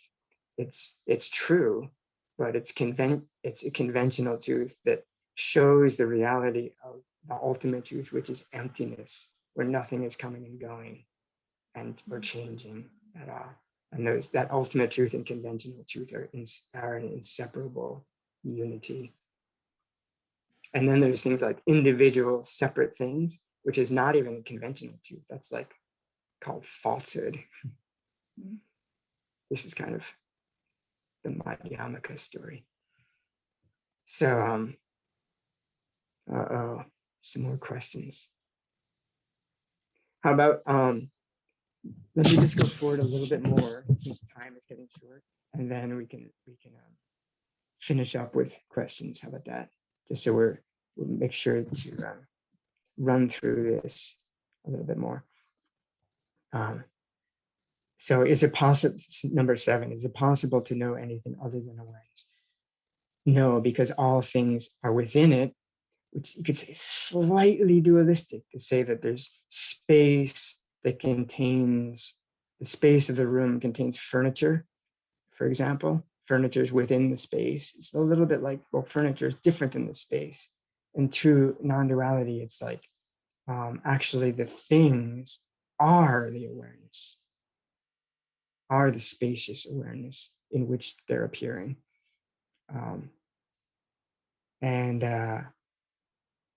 So objects don't appear to awareness, they appear as awareness, or awareness takes the form of things or experiences. And as it says in italics, this is the realization of the non-duality of awareness and objects of experience.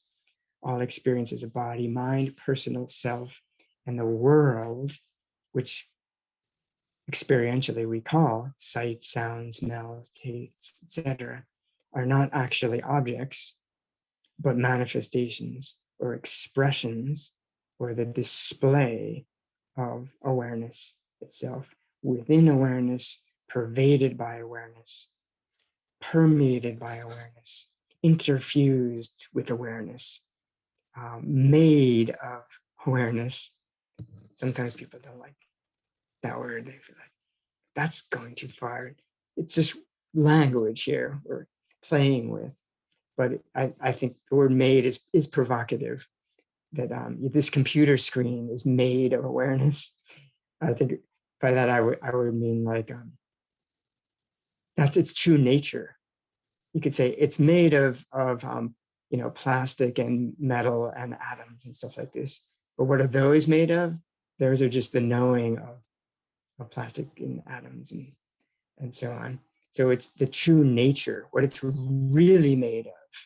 The real stuff of the computer screen is the knowing of it. Experientially, remember, always staying with our experience of the world. So there are no experiences in addition to the knowing or awareness of them. Dualistic consciousness, vijnana, which is the illusory appearance of someone aware of something, is also a manifestation of non-dual awareness. So you could say it's the non-dual unified one awareness displays itself or expresses itself as a bunch of individual consciousnesses, dualistic consciousnesses, which can be divided into all of us. We all have our individual consciousness. The so-called storehouse consciousness in Buddhism is this kind of unconscious of all our past memories and experiences stored up over many lifetimes, even, because that's an individual consciousness. It's called a vijnana. But the true nature of the storehouse consciousness and of the conceptual consciousness of all consciousnesses, the true nature of them is this non-dual awareness. Awareness is empty of anything other than itself. If we're using the Buddhist word emptiness, you could say, oh, how is awareness empty? It's empty of anything other than itself. There isn't anything other than itself. So that's a unique kind of emptiness in the Buddha nature teachings. Buddha nature is empty of anything other than itself. It means it's void, it's absent of anything other than itself. There is nothing other than it. Awareness is, you could also say it, awareness is empty of subject-object duality. And it's impossible to know anything apart from all inclusive awareness. All experiences are like reflections on the mirror of awareness, like clouds in the sky made of the sky. These are really nice metaphors to reflect on. So that's all exploring this non-duality of awareness. And then here's some of the implications of the non-duality of awareness and experiences. Number 8 is, can any experiences benefit or harm awareness? This is big implications. Remember, awareness is called experiencing. Can any experience benefit or harm the experiencing of it? Great pain, does that harm awareness? Great bliss, does that benefit awareness? Or is it actually more like the reflections on a mirror? It's a nice metaphor, right? Because the reflections are one with the mirror.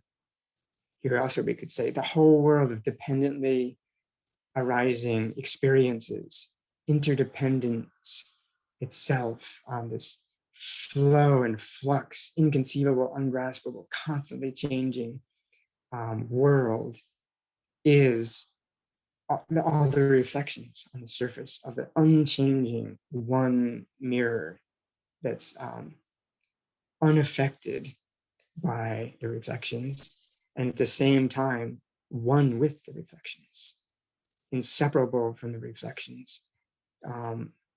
There's not the slightest gap between the reflection and the mirror, and yet one is the realm of total impermanence, constant change, and dependent arising, and one is the realm of unchanging, ungraspable unity, timeless and dimensionless mirror. So can the reflections harm the mirror? Applying this to our own experience. Wow, big implications. And as it says here, also another similar question, can awareness lack anything? Like awareness is missing, so it wants something it doesn't have, but actually everything is included within it. So the person now, the individual person, of course, can feel like they lack a lot of stuff and feel benefited and harmed. And if we're identified with the body and mind individual as our true self, then I will be lacking quite a bit. And I will be benefited and harmed by every experience, will be harm or benefit me a little bit in some way. And that's kind of torturous to identify with a separate individual like that. But what if I am the awareness? It's the unlocated awareness that is expressing itself as the individual location of Kokyo and his sense faculties. What if I am just the awareness of that, that's not born and doesn't die?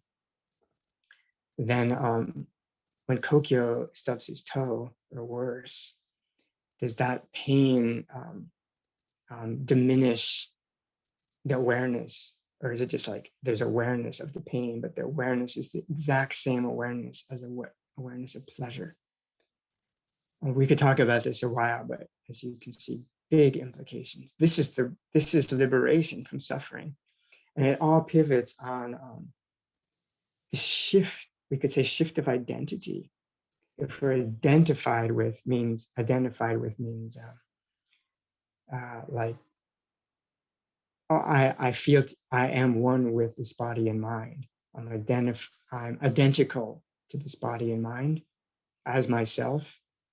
That's the realm of birth and death, the realm of suffering and pleasure sometimes. And that's where the Buddha was like resolved to clarifying that how can I live in this realm? I'm trying to make the best of it, but like I'm gonna die. Like I can't stand it. So there's the deathless. And you could say, for all of us already, there is the deathless, right? This the awareness in which this body and mind is appearing is deathless, but we're still probably identified a lot of the time with the body and mind as ourself. So can we let the identity kind of shift from like, there's still a body and a mind, and Kokyo still knows that this is his mouth to put food into and stuff like that. But his true identity is the awareness of the body and mind. And you could say, well, how can we just decide to shift their identity like that? I don't know if we can exactly decide, but it's more by clarifying these very points that we've been talking about over and over again experientially. It's almost like the identity naturally starts to shift because it's almost like osmosis or something. It's like the sense of ourself maybe goes naturally to what is most freeing and most comfortable, which is not identifying with this separate body and mind individual. But this, we could spend a long time watching this kind of natural shift of identity to what seems more true. It seems more true that I am actually the awareness in which a body and mind is appearing. That's always, the body and mind are always changing. It doesn't seem like a reliable identity, but this unchanging one seems like, could that be my true nature? So this is the realm of suffering and liberation.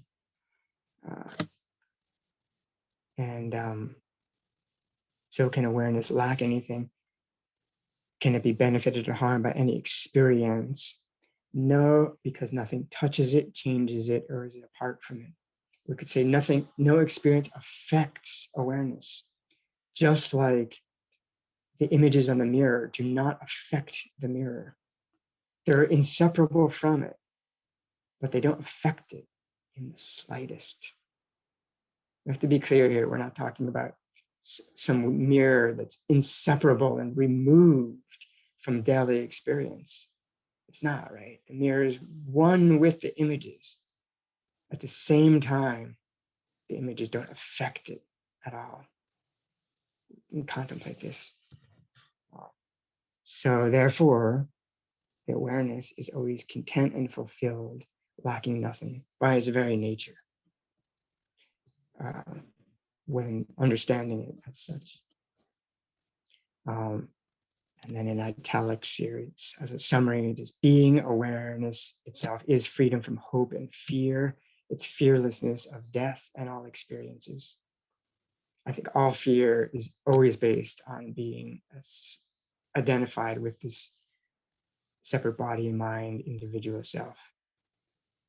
That's the source of fear and all fear, I propose, and also discontent, all discontent. So we still can be living in a body and mind and operating as a body and mind, but our true nature is not that. So it's a shift of perspective of our true nature, or kind of like our identity, then still living in a dying body and mind. There's the possibility of no fear about that, because there's something, not exactly a thing. There's this realm here that doesn't die, that is really okay. And then number 9 is just a further implication. If nothing can harm awareness, is it possible for awareness to suffer in any way? No. This is the realization of the cessation of discontent, the third noble truth of the Buddha. Body and thoughts and emotions, the individual person, may continue to suffer, but awareness itself doesn't. Taking refuge in awareness, being awareness, is liberation and peace. And again, we might say, this sounds like we could get disassociated, or like, is this some sort of spiritual bypass or something? And was the Buddha's enlightenment a spiritual bypass? It could go there, I think, if we start to like not care about the individual body and mind, and care and pay attention to, particular flow of changing experiences. That would be disassociation. I don't care about all that stuff, and I don't even need to feed myself or care about anybody because there's nothing but awareness. Then that may be a kind of dissociation. It's more like, no, they're completely integrated, but what are we invested in? Are we invested in the individual body and mind, or investing our practice in Buddha nature? Are we taking refuge in the individual body and mind, or are we taking refuge in awareness itself? And then finally, is there any boundary or edge between what seems to be my awareness and the awareness of you all, others, all sentient beings. This is the compassionate part, and it'd be nice to be able to talk more about this, but I hope you can see the implications of how this came up earlier. Are we really all sharing this one awareness? Experientially, it seems this way. And if we really confirm or verify this, then if you as a person are suffering, then I as a person feel so intimate with you, right? This is the source of true compassion. Your suffering is like my suffering. Our true nature is the same. So how could I not care about you? It would be like, if this hand has a cut, this hand is like, well, I don't want to put a Band-Aid on you because you're the other hand. No, we're all just like one, it's one reality. So it takes care of itself naturally. And this we can explore experientially. Again, if it seems to be a boundary between my awareness and your awareness, I would propose that boundary is an experience happening within the undivided awareness we share. So in the few minutes we have left, let's see, Meg hasn't asked a question yet.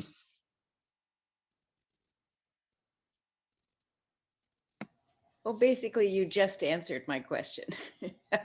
Good. When are we going to get to the heart? Yes, yeah. You did it. Okay. Sorry, it came right at the very end with just a little sentence or so, but we could say that that's the punchline of the whole story, is this like love and compassion naturally flows forth from this understanding. But if we just said that at the beginning, well, we're all one, so just like, we should take care of each other. It's like, it's very subtle, right? So this is kind of really step by step, we can verify. We all know it sounds great to say that we're all one, but like, this is one way of gradually through this inquiry, experiential inquiry, approaching this truth. It seems to be undeniable. And another thing we could say is, if we have doubts along the way about any of these points, then that's place we could stop and really stay with this question and talk to people about, like, well, this seems like a sticking point. But yes, this is where we're really not separate, and where then it's not even like I should try to be more nice to people. It's not like that from this perspective, right? This is like, you can't help it. I don't know, somehow just the word awareness has a neutrality to it that doesn't seem kind of filled with the potentiality of the great heart of wisdom. Yes, yeah.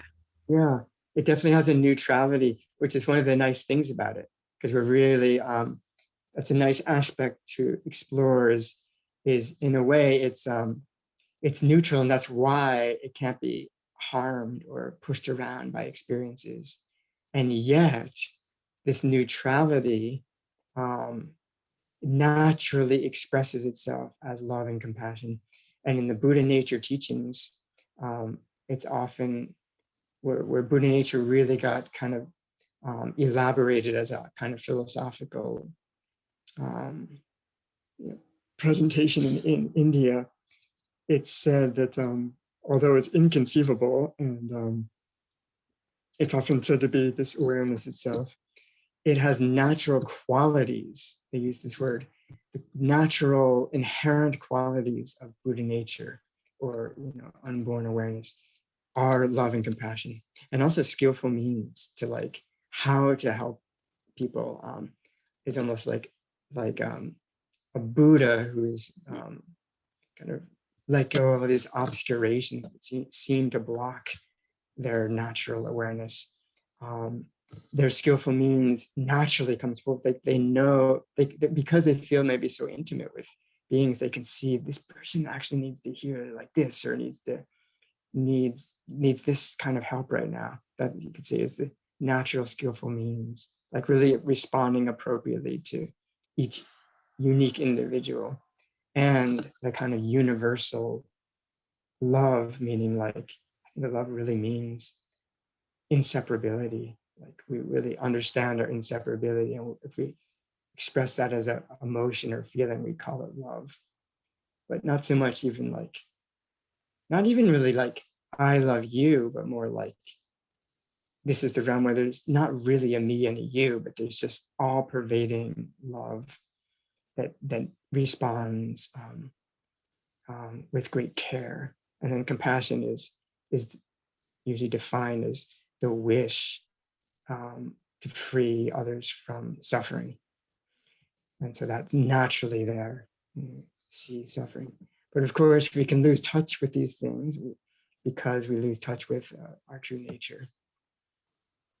So this is an endless practice.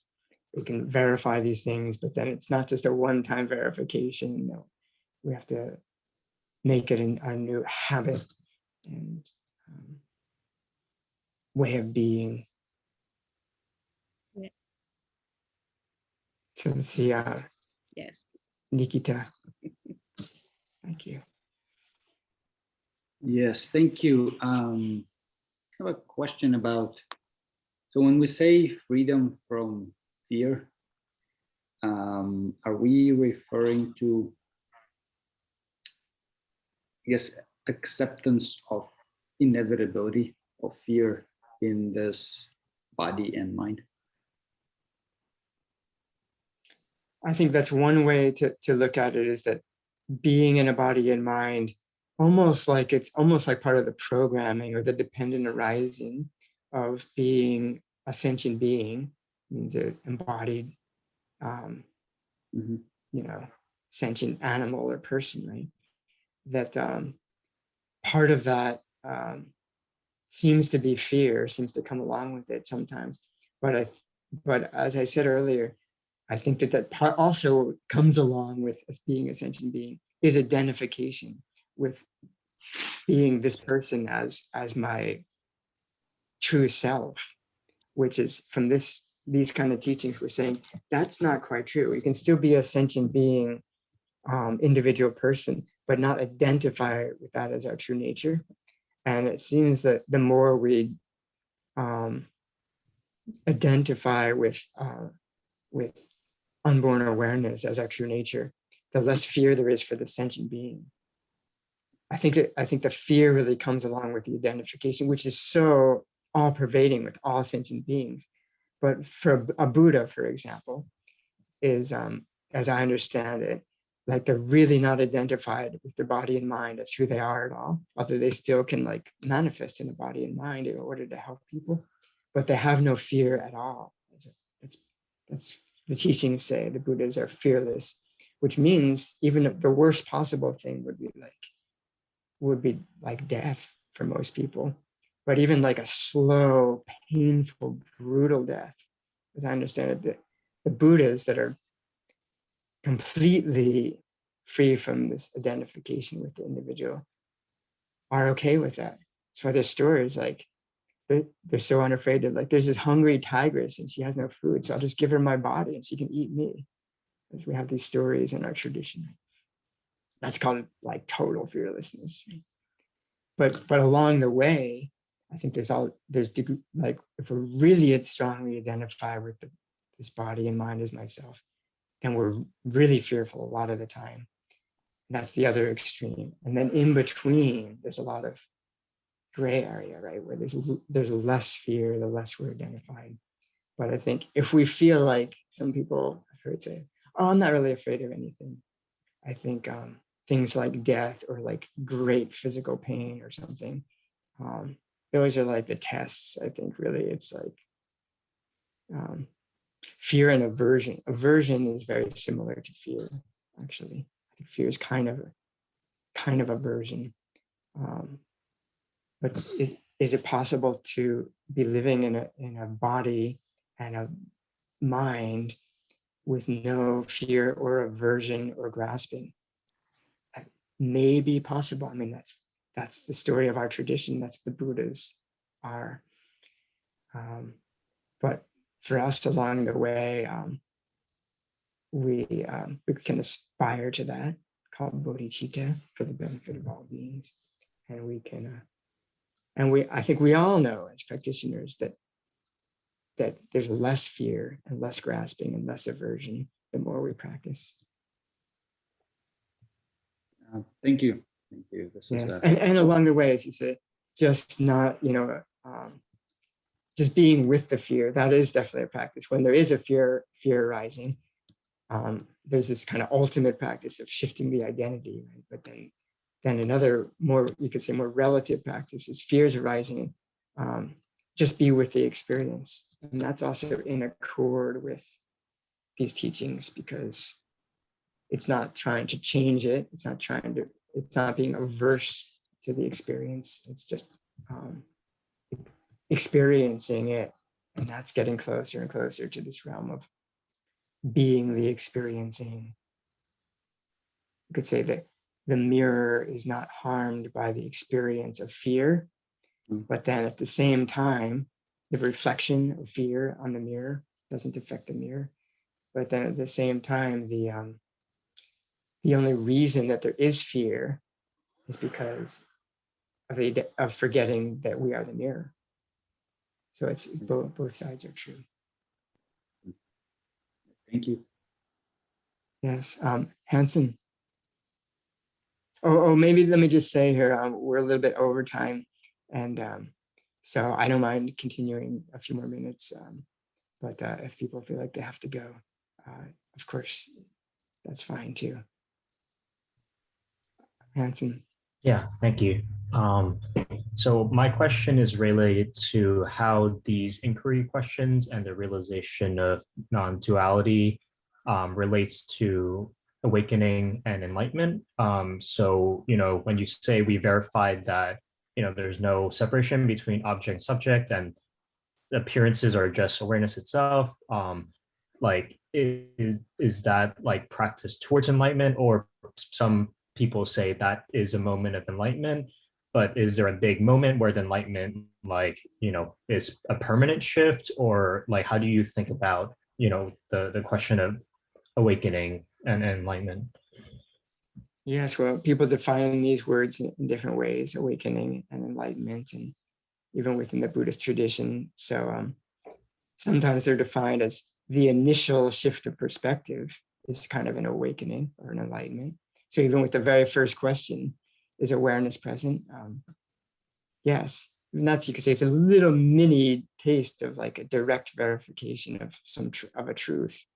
But I would say more like non-duality is one version of realizing non-duality, verifying, confirming non-duality of subject and object, of awareness in the world, is one description of awakening in the Buddhist tradition. In traditional Zen, that's often the description. In the Yogacara tradition in India, that's often the description. In Buddha nature teachings, that's often the description. In Dzogchen, Mahamudra, Tibetan Buddhism, that's the description. So yes, and then, but sometimes it's like the initial insight is very important, the direct verification. But yeah, it's just in a moment. So some would say awakening is when that becomes continuous, when there's no forgetting of that. Okay, even in dreams and deep sleep and so on, there's no 24/7, no forgetting of that. That would be like high standard. That's like Buddha's unsurpassed enlightenment. And I would say, and then what about compassion and love? Well, we already clarified that the Buddha's Mahakaruna, great compassion and great love, are already included there in that 24/7 realization. So that would, yeah, nothing more in addition to what we've said. Maybe that's a strong statement, but I'm willing to say it today. I don't think anything more is needed than what we've talked about today for Buddha's complete awakening. But there's lots of implications to all of these pieces. And other people, other schools of Buddhism and other traditions would describe awakening slightly differently. Maybe like the emptiness of all phenomena. that phenomena do not exist the way we perceive them. That's very similar, but that's like another way of talking about emptiness of the existence of phenomena. It sounds a little different than emptiness of duality of subject and object. Really, I think they come down to virtually the same thing, but these are the key insights.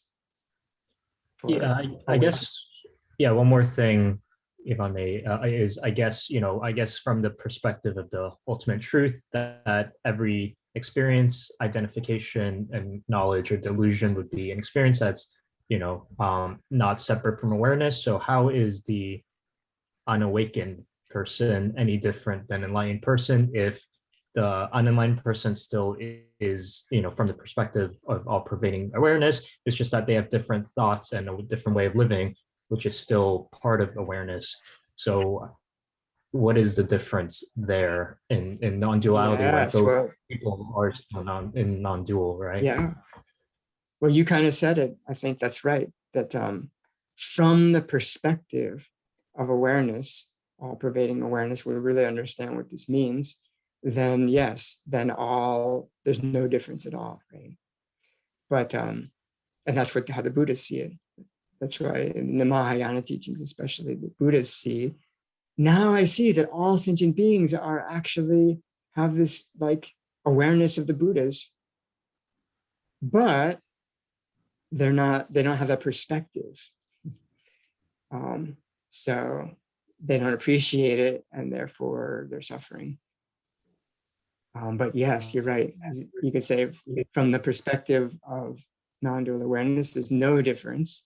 But from the perspective of dualistic consciousness, where we're usually hanging out at the same time as being in non-dual awareness, we're reifying all these dualistic ideas.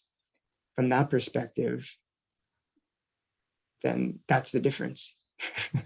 So it's just a practice of wiping away all the dualistic clinging and delusions, and then at some point you're completely free to, fully just experience the non-dual. Is that kind of the practice and progression? I might not even say exactly wiping away, more like seeing through, seeing clearly. I think that great metaphor in Indian Buddhism of walking along in the twilight, and on the path you see a snake, and you jump back in fear and aversion because it's a poisonous snake. But then you just look more closely. You shine the flashlight of awareness on this snake, and you see, actually, it's not a snake. It's just a rope or a stick. And then, so nothing actually changed, but the perspective did change. You see, it really never was a snake, but I thought it was, but because I wasn't looking, my light wasn't strong enough, I wasn't looking clearly. And as soon as I see that it's just a rope, my fear dissipates, my aversion dissipates, and I see how silly I was to assume that was this horrible thing. So nothing is removed. That's a nice part of that metaphor. Nothing is changed or removed, but just seen clearly. Thank you. You're welcome. Okay, Larry. Is Larry maybe the last question here? Thanks, Kokyo. Boy, there's so much in here to talk about. And boy, if you could consider a part 2 or 3 or whatever, but 8, 9, and 10, is of I think you call those the implications. And I would love to hear more about that. So my question, there's the liberative implications, both for liberation from suffering, for the individual practitioner, and the source of love and compassion. So wow, exactly. I'd say that's the point. But I think it's not so much a stretch if you follow along the implications from the very beginning. It's just they're just natural implications, actually. If we explore it experientially. I mean, 10 is well, I realize these are questions to ask and then to experientially confirm or verify. So my question for you is purely, non-experiential. It's just an intellectual question. But I mean, I've had fleeting moments where I had non-duality of subject and object. I mean, I experienced it as nothing other than mine. There was no separation. But 10, to me, it seems so vastly different, because when you say, can there be an edge or boundary between, objects I have had for almost all of my life, you see the object, you think. Well, same with seeing another person, right? Yes, isn't the person awareness. So I don't think I have ever in my life ever had the belief that I could see somebody else's awareness. It's never been an object. No, yeah. You don't see another person's awareness, but you, like right now, I see you as a visual image, and I hear you as a sound image, and but I know that you're appearing in my awareness, but this is not solipsism. So I also know that you are aware of me at the same time. Solipsism would be like, I'm the only one in the universe, and all of you are just my mind. But it's, in a way, that's true. But it's the same for each of us, right? Is we're all appearing to each other, and right. So and then I can kind of like deduce that your awareness, talking about the pure awareness that's the same with every experience. How could your awareness that's the same with every experience be any different than my awareness that's the same with every experience? I see.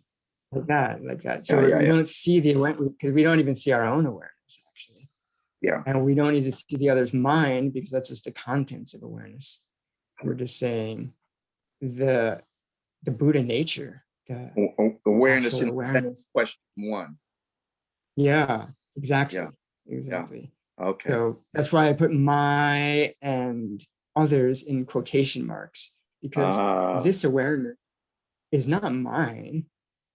This awareness in which all experience is happening is not mine, because it's not located in this body. Remember that part. The body is happening in it. And could it be that your body is happening in the same awareness? And even though it sounds funny, it's like, well, how could we make a division? What would the difference be? I got to work on that. Yeah, it's a good one. It's a radical implication. Yeah, the me and you part. And with, as far as like, can anything harm or benefit it? I think what we can sort of check out ourselves when we're really in touch with verifying awareness itself. At such a time, if we feel like I'm sitting in zazen and I really feel in touch with this awareness now, and I feel that relaxation, and then we can kind of, sometimes I'll even sort of like, as a checking point, I'll even like ask, what if, I have to be really, maybe deeply confirming it, then to ask these questions, imagining like, well, what if something really horrible happened right now? I'll try to imagine a scenario. Would that be ultimately okay? And sometimes it's hard. I'll slip out of it at that moment. Like, I can't stand it. I fall back into identification with the body and mind. Yeah. But sometimes it's like, sometimes I've been asked, would I be willing to die right now? If you're really with it, that's like the ultimate question. Sometimes for a little while I can say, yeah, it actually would be really okay. Like the Vietnamese like, later, like, now it's time for dinner or something, and it's like, okay, no, I don't want to. Of course I don't want to die, but like, would I be okay? Yeah. Would it be like really, really okay? And this is like the ultimate sort of checking question for ourselves. Yeah. Well, thank you. Because we trust something so much larger. Well, I So, need a lot more practice. I know that much. so this is a good ending place, even though awareness doesn't ever end or change. It's been the same since before this conversation. It will be the same after the conversation. And it was wonderfully decorated by our conversation today, this ever-present awareness. And just like all our faces are sharing the same screen individually, indivisibly, and individually at the same time. So we will always be together in the most intimate possible way. And how wonderful. And any kind of positive shifts of perspective or anything good and beneficial and joyful or peaceful that may have arisen for anyone during this day, we offer this merit and virtue universally to all sentient beings throughout space and time. May all beings open to their true nature, be free from suffering, and rescue us all